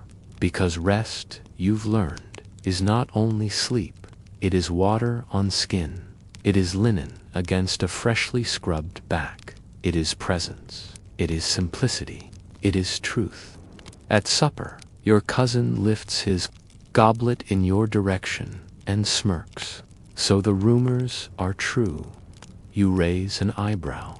They say you bathed. You sip your wine. I did. And silence follows, not scandalized, but curious, almost envious, because in that moment, something unspoken fills the hall. You've returned to your own body, and everyone else suddenly remembers they have one too. You are not alone anymore. That's the first thing you notice as spring slowly unfolds across the palace grounds. The change is no longer just in you, it's in the air, the linen, the rhythm of the court itself. The apothecary's shelf of oils is now frequently empty. The washerwomen have begun requesting more basins and fewer powdered gloves. And the rumors, they no longer concern scandalous affairs or diplomatic spats. They concern soap. You know, someone whispers, over pheasant stew. I heard the Archduchess scrubs her elbows now. Once a week, another replies, and with honeyed salt. You don't contribute to the gossip. You just chew thoughtfully and smile. Because this is how change arrives at court, not with declarations, but with daily cloths and hesitant questions and secret smiles shared over scented water. The copper tub in your chamber has become a permanent fixture. It is polished weekly, refilled regularly, no longer hidden, no longer explained. When visitors enter your room and see it, they say nothing, but some lean toward it slightly, as if remembering something they once knew and forgot. You no longer resist your own body. In fact, you've come to cherish it. The way it breathes more freely now. The way your shoulders fall more naturally. The way your sleep deepens after each gentle rinse. You've stopped reaching for the heavy wigs altogether, except on ceremonial occasions. Even then, you wear them lighter, looser, allowing the scent of clean skin to rise quietly, unchallenged. Historians still puzzle over this era. Some refer to it as the quiet freshening. Others debate whether there was ever truly a bathing revival. All records are so sparse, but those records miss the waterlines left behind on royal towels, the softened edges of stone, collective exhale of a palace finally washing off its powdered exhaustion. One evening you host a private gathering, small, candlelit, velvet-cushioned. Before the meal begins, a guest politely inquires where he might wash his hands. You nod toward the basin by the hearth. No one gasps, no one hesitates. He dips his fingers into the warm water. He smiles, the room relaxes, and just like that, the revolution breathes again. You walk the gardens in the early morning now, not to perform, not to be seen, but because your body asks for it. The cool air against your cheeks, the slow pulse of earth beneath your feet. These are things you ignored before, hidden behind lace and duty and 17 buttons. Now they call you by name. You begin to notice the world noticing you, not the title, not the attire, but the you beneath it. The human who smells of almond oil and speaks just a little slower than she used to. The one who touches doorknobs with bare hands. The one who leaves the windows cracked open, even when the fire is lit. And one morning, the bishop's clerk appears with a sealed scroll. You break the wax. Read carefully. It's a request from the seminary. They want your permission to install a tiled bath chamber near the library for the well-being of the scribes, the letter explains.